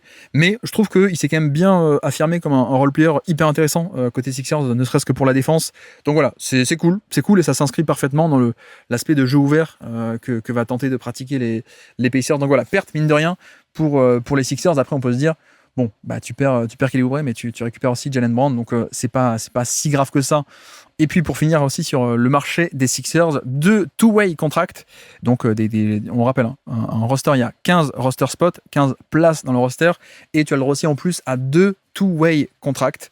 Donc les 2 two-way contracts vont s'appeler Ryan Rupert, notre Français, qui a décroché une place là-bas, et également Caleb Love qui était un rookie de Portland, mais un rookie un peu plus vieux, lui aussi un ancien gros lycéen, mais qui est resté 4-5 ans je crois à la fac à North Carolina, qui a fait de très belles choses, et qui a fait aussi de très belles choses en tant que rookie à Portland. Alors là où c'est marrant, c'est que Caleb Love, souvenez-vous, c'est un peu l'histoire avec le nouveau propriétaire qui veut pas le faire jouer ou veut pas payer le voyage pour les two-way contracts pour les playoffs parce que non, ça coûte trop cher, et donc enfin bref, c'était un peu rocambolesque, et donc c'est marrant de le voir que il quitte le propriétaire radin des Blazers pour aller côté Sixers, où il y a aussi un propriétaire qui en général est un peu radin, donc c'est un peu la news cocasse. Non mais voilà, ça rajoute un mec qui numériquement au moins peut créer de l'attaque, peut créer un peu de son tir, voilà, c'est un peu l'idée. Après moi je l'aime beaucoup, hein, j'aime bien, mais pour des standards de hipster quoi, donc pour des standards de two-way contract, donc voilà, est-ce qu'il aura une vraie place? Je pense qu'il y a quand même moyen de se faire une bonne place dans la rotation si tout se passe bien. Donc voilà, Caleb Love et Ryan Rupert, et je crois qu'on a à peu près fini pour le cas des Sixers. Tiens, vu qu'on en parlait, Drummond qui ne voulait pas signer au minimum, qui donc a signé pour quasiment 4 millions de dollars pour 1 an chez les New York Knicks. Les Knicks qui avaient perdu Mitchell Robinson déjà pour la mid-level exception, donc évidemment les Knicks ne pouvaient pas, ou alors ne voulaient pas mettre 14 millions ou 15 millions sur la table pour Robinson. Bon, il paraît que c'était un peu louche cette histoire, mais effectivement, le propriétaire des Knicks se bat encore pour ne pas trop payer de taxes et pour dans les aprons, etc. Bref, mettons ça de côté. Donc ils avaient déjà perdu Robinson, ils ont perdu aussi donc Uporti, et donc le remplaçant de Robinson, il s'appelle André Drummond. Donc voilà, grosso modo, tu remplaces un méga spécialiste du rebond offensif par un autre. On peut le formuler comme ça va pas beaucoup plus loin que ça, je trouve. Donc bref. Toujours chez les pivots et pas cher, Vucevic qui revient du côté d'Orlando, qui son équipe, alors pas d'origine parce qu'à la base il est drafté par les Sixers et il fait une année aux Sixers en 2012, je crois, draft 2011, donc il fait une année chez les Sixers, mais ensuite c'est là qu'il a un peu grandi, il se fait échanger dans le trade de Dwight Howard à l'époque, Dwight Howard, Bynum, Iguodala, etc. Et il a fait quasiment, pas l'intégralité, mais une bonne partie de sa carrière à Orlando. Vucevic revient à Orlando pour un contrat de 1 an, 4 millions l'année, voilà, c'est un petit contrat. Moi, je m'attendais presque à ce qu'il n'ait plus sa place en NBA du tout, donc au final, pas mal. Après, qu'est-ce qu'il y a pour apporter à Orlando? Je ne sais pas trop, on verra bien. Au moins, c'est un mec numériquement qui est là. Au passage aussi, à Orlando, ils avaient coupé Jonathan Isaac, qui était un contrat à 15 millions l'année, pour encore 3 ans, qui était un gros contrat par rapport à sa présence, par rapport au niveau de jeu, non. Parce que sur le niveau de jeu, c'est un mec qui, à l'époque, avant la blessure, il était candidat Depoy, je pense, en 2020, assez largement. Mais c'est vrai que donc il avait coupé, mais parce que le contrat était justement gros mais non garanti, parce que le risque de blessure est quand même toujours assez important avec Jonathan Isaac. Mais il n'est pas parti. Il a été re-signé. Donc voilà, Isaac est de retour aussi côté Orlando. Et puis autre signature, c'est celle de Javon Carter qui revient lui aussi à Orlando, le petit meneur défenseur ancien de West Virginia, qui a joué à Chicago et à Memphis aussi. Bref, donc Javon Carter qui reste pour 3 millions et 1 an de contrat à Orlando. Et oui, pardon. Notre ami Vucevic remplace aussi quelqu'un qui est parti, puisque Mo Wagner est parti. Lui qui s'était blessé gravement avant sa free agency de l'été dernier. Le Magic avait été quand même un peu gentil de lui offrir un contrat de 1 an, 5 millions sur 1 an, alors qu'il était blessé. Il est revenu, mais voilà, là il est parti, ça y est, il s'en va. Parti du côté de Brooklyn, 19 millions sur 2 ans. Donc c'est du shoot, voilà, du shoot, un pivot et du shoot pour Brooklyn qui veut développer des porteurs de balles, c'est pas mal. Voilà, on va dire que de toute façon il n'y a rien à perdre. Et puis je crois aussi que d'ailleurs par rapport aux Nets, ils ont signé Keon Ellis, on en a déjà parlé aux Nets, Mo Wagner aussi aux Nets, et je crois avoir lu aussi que Josh Minnow et Day'Ron Sharpe, qui avaient prolongé chez les Nets, ont refusé la fameuse implied no trade clause, donc ce dont on parlait tout à l'heure avec Van Vliet. Donc techniquement, je crois qu'ils peuvent être échangés cette saison, alors que sinon Josh Minnow et Day'Ron Sharpe, le pivot, n'auraient pas été échangeables. Apparemment, ils le seront. Donc c'est vrai que là, je suis quand même un peu intéressé de voir comment ça va se passer à Brooklyn, entre ces petits ajouts, on va dire, de vétérans autour des jeunes, ou est-ce qu'on est là juste pour effectivement entourer les jeunes de vétérans et les garder, ou est-ce que potentiellement on peut pas revendre ça un peu à terme en février ou plus tard, donc on verra bien. Bref, donc Mo Wagner part du côté de Brooklyn, on l'a déjà dit. Melton, tiens, D'Anthony Melton qui n'avait pas pris son option pour l'an prochain chez les Warriors, mais finalement il n'a pas pris pour re-signer chez les Warriors là-bas même, 11 millions sur 2 ans. Donc voilà, 5-6 millions l'année, grosso modo, pour Melton. Bonne signature, hein, parce que s'il n'est pas blessé, c'est un excellent ajout. Et pour 6 millions, s'il n'est pas blessé, c'est un des meilleurs contrats de NBA, je pense. Donc voilà, les Warriors, toujours d'ailleurs, le cas de Draymond Green n'est pas réglé, hein, côté Warriors. Donc peut-être qu'on attend LeBron James, on verra bien. Et sinon, je crois que Toronto, surtout, a fait 2-3 moves, avec d'abord Jonathan Mogbo, qui n'a pas été gardé. Mogbo, qui était un joueur qui avait été intéressant il y a 2 ans. Pas trop l'an passé, il n'a pas été utilisé l'an passé, mais il y a 2 ans. Et je crois que les Kings l'ont récupéré, Mogbo. Moi, j'aime beaucoup. Vous savez qu'il est dans ma All-Star Team de l'an passé. Donc bref, on verra bien. Mais non, Toronto donc a plutôt prolongé Elijah Martin pour 2 ans et 4 millions, enfin quasiment 5. Donc voilà, petit contrat pour garder Elijah Martin, l'arrière. Et puis surtout, signer Kyle Anderson qui vient chez les Raptors pour 4 millions sur 1 an à peine. Donc plutôt très bon renfort, je trouve, en termes de passing et de défense aussi. Si on a encore un bon Kyle Anderson qui voilà, pour le coup, vient se rajouter profondeur chez ces Warriors avec du QI basket, de la défense, de la longueur, donc exactement ce qu'il fallait aussi. Donc c'est quand même cool et c'est là où on voit aussi l'intérêt d'avoir un mec comme Kawhi Leonard, c'est que sa présence fait que des free agents vont choisir d'aller chez toi plutôt que d'aller ailleurs, forcément. Donc bref, voilà pour Toronto, rapidement, pas grand chose de plus à dire. Sinon, une équipe majeure de l'Ouest, c'est Denver. Denver a fait 2 signatures, celle de Marvin Bagley, voilà, 1 an à Denver pour le minimum, je suppose. Et puis, prolongation de contrat d'un mec qui avait été obtenu l'an passé au niveau des trades ou du buyout, je crois, marché des buyouts. C'est Tyus Jones qui était venu à Denver, qui n'avait pas trop joué, je crois. Mais voilà, un meneur vétéran. Et c'est vrai que la signature de Tyus Jones fait sens parce qu'ils ont aussi laissé partir Jalen Pickett, le jeune Jalen Pickett, qui d'ailleurs peut être très bien récupéré quelque part. Mais voilà, Jones qui reste. Donc c'est vrai que pour l'instant, on attend un peu la situation vis-à-vis de possiblement un sign and trade ou une prolongation de contrat pour Peyton Watson. Est-ce que vraiment on va faire péter Aaron Gordon? Bah tiens, un mec qui pourrait rentrer dans la trade exception des Hornets à 40 millions. Gordon, ça pourrait rentrer là-dedans. Mais voilà, on attend un peu Denver et pour l'instant c'est bloqué. Donc c'est un peu bloqué. Et puis pour préciser aussi vis-à-vis de Nikola Jokic, donc il a redit en interview, oui, non mais moi je veux rester à vie à Denver, ce qu'on savait déjà pour le coup, donc on n'est pas surpris. Et pour dire aussi, par rapport à la possible free agency de Nikola Jokic, je pense que la loyauté de Jokic, personne n'en doute pour le coup, mais c'est vrai qu'il y a un peu ce détail d'un point de vue technique que s'il prolonge dès cet été, ça rassurait la franchise, qui pourrait faire plein de moves en étant confiant de ok, on est sûr d'avoir Jokic, etc. Mais la différence, c'est aussi que cet été, il peut signer pour 4 ans de plus, donc se rajouter 4 ans et un méga max ou je sais pas quoi, mais 4 ans en plus de son année, et donc se rajouter 4 ans de plus, alors que s'il attend la free agency de l'été prochain, il peut signer pour 5 ans et encore plus d'argent, et voilà. Donc il y a un intérêt d'un point de vue contrat à attendre, mais cela dit, c'est pas parce qu'il y a un intérêt à attendre pour avoir plus d'argent et que Jokic veut être loyal, que dans le même temps, ça ne met pas un peu la pression à Denver. Donc je pense qu'il y a aussi peut-être un peu de ça. Au-delà du fait que, bah oui, en effet, entre signer pour 4 ans ou signer pour 5 ans, ça fait quand même un gain qui est très différent. Donc bref, voilà pour Denver, qui malheureusement, il n'y a pas grand-chose de plus à se mettre sous la dent. Également, Josh Okogie, je crois qu'on en a parlé déjà, mais Josh Okogie qui signe pour 2 ans et 12 millions, donc 6 millions l'année au Jazz. Franchement, c'est bien, c'est très bien parce que ça apporte un peu de défense et un vétéran sur une équipe de Jazz qui en plus n'est pas non plus surchargée en termes de contrats. Ils ont 2 gros contrats, mais après que des jeunes, donc il y a la place, donc tant mieux pour Jackson Hayes et pour Josh Okogie qui vont du côté du Jazz. Et puis 2 dernières news. D'abord, Quinton Post, Memphis l'a signé, donc il a accepté de signer l'offre à 30 millions sur 3 ans, donc 10 millions l'année pour Quinton Post pour aller chez les Memphis Grizzlies. Sauf que maintenant, il faut attendre de voir, parce que c'est un free agent restrictif, donc il faut attendre de voir si Golden State veut s'aligner ou pas sur l'offre. Il se murmure que peut-être pas, à ce tarif-là, ça fait peut-être un peu cher, ce qui serait dommage, parce que c'est quand même une perte, ce serait une perte numérique pour les Warriors, alors qu'ils n'ont pas non plus tant que ça de bons joueurs et de joueurs numériquement. Donc bref, très bon move de la part de Memphis qui met un peu la pression et qui, soit ils ont rien et c'est pas grave, soit sinon ils arrivent à obtenir un joueur pour une somme qui est à 10 millions, c'est pas non plus rien, mais en même temps, Memphis n'étant pas en besoin absolu de gagner, comme dit le salary cap, il n'y a pas besoin de l'optimiser complètement, donc on peut un peu légèrement peut-être surpayer, mais au moins avoir ce joueur. Donc voilà, ça, on attend la décision. Et puis l'autre décision qui est tombée dernièrement, c'est les Sacramento Kings qui ont coupé DeMar DeRozan. Alors qu'en plus DeRozan était sur un contrat finissant, le contrat n'était que partiellement garanti, seulement je crois 10 millions sur les 24 qu'il lui devait. Donc voilà, les Kings l'ont coupé, comme ça il a une chance d'aller sur le marché maintenant, de se trouver une nouvelle équipe. Et en plus, on a compris que voilà, on partait dans une autre direction côté Kings. Un peu le rêve de DeRozan avec Sabonis, c'est faire une équipe complètement mid. Peut-être qu'on va enfin arrêter ça. Donc bref, DeRozan s'en va. La somme va être stretch, va être étalée sur plusieurs saisons. Je crois que la règle, d'après ce que j'ai entendu, c'est x2 sur le nombre d'années restantes, donc x2 plus 1. Donc s'il reste 2 ans de contrat, x2 ça fait 4, plus 1, 5. Un mec que tu coupes avec 2 ans de contrat, tu peux étaler la somme sur 5 ans. Donc ça reste dans le salary cap, mais sur 5 ans. Donc ça permet un peu d'alléger, on va dire, le côté finance.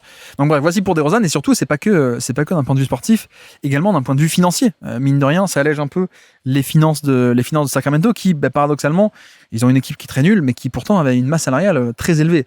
C'est-à-dire que je peux retrouver, hop, vite fait, les Kings, où est-ce qu'ils sont les Kings? Ils sont là. Avant de faire ce move, ils étaient à 217 millions de dollars de masse salariale. Donc on était largement au-dessus du premier apron, pas encore deuxième, mais largement au-dessus du premier apron. Et donc forcément également au-dessus de la luxury tax, puisqu'il y a la taxe qui est à 200, premier apron 209 et deuxième apron 221. Et donc ils étaient à 17 millions de redescendre sous la luxury tax. Et donc c'est fait. En liquidant le salaire de DeRozan qui était à 24 millions de l'an prochain, hop, il n'y a plus ça. Donc on redescend en dessous de la luxury tax, donc on ne paye plus de taxes. Et en plus, on a accès à la mid-level exception, donc la fameuse exception, l'enveloppe pour signer des mecs, exception qui va être utilisée pour Precious Achiuwa, voilà, qui va re-signer côté Sacramento, qui a fait bonne fin de saison avec Sacramento l'an passé. Donc voilà, c'est vrai que mine de rien, on n'est pas non plus sauvé, quoi. C'est-à-dire qu'ok, on est repassé un peu sous la taxe, mais pour une équipe assez nullissime, ça reste quand même cher, voire même très très très très cher. Donc bref, voici pour DeRozan et pour les Kings. Et donc voici pour ce petit tour d'horizon de l'actualité et des signatures de la Free Agency 2026. Merci à tous d'avoir suivi cet épisode, j'espère que ça vous aura plu. Et donc voilà pour aujourd'hui, ce petit tour d'horizon, j'espère assez complet, mais sans non plus développer trop, quoi qu'on a déjà quand même fait 2 heures. En même temps, c'est vrai que pas mal de ces actus auraient pu être traités dès le 2 juillet, il s'est pas quand même passé grand chose depuis à peu près le 2 juillet. Mais bon, quand on voit que le podcast de Jaylen Brown a fait 2 heures, celui hier des Lakers 1 bonne heure, donc là 2 heures pour le reste de l'actu, effectivement, j'étais peut-être un peu... c'est normal que je n'ai pas pu, le 2 juillet, sortir un podcast sur l'actu de cette journée folle du 1er juillet qu'on avait vécu ensemble. Bref, donc voici pour aujourd'hui. Je ne sais pas quand est-ce qu'on va se retrouver en podcast, peut-être pas demain, à moins qu'on ait des méga actualités, mais je pense qu'on a à peu près tout dit pour les trucs majeurs. On va pas se retrouver demain juste pour annoncer la signature de Aaron Holiday ou de Gary Trent Jr. Donc voilà, peut-être pas de podcast demain dans cette simili quotidienne d'intersaison. On verra bien. Et sinon, bientôt, j'espère pouvoir faire des podcasts pour les prospects de draft qui vont peut-être arriver. Encore faut-il que j'arrive à trouver le temps de me replonger là-dedans. Bref, donc je ne sais pas pourquoi on va se retrouver demain, mais on se retrouvera en tout cas bientôt, à n'en pas douter.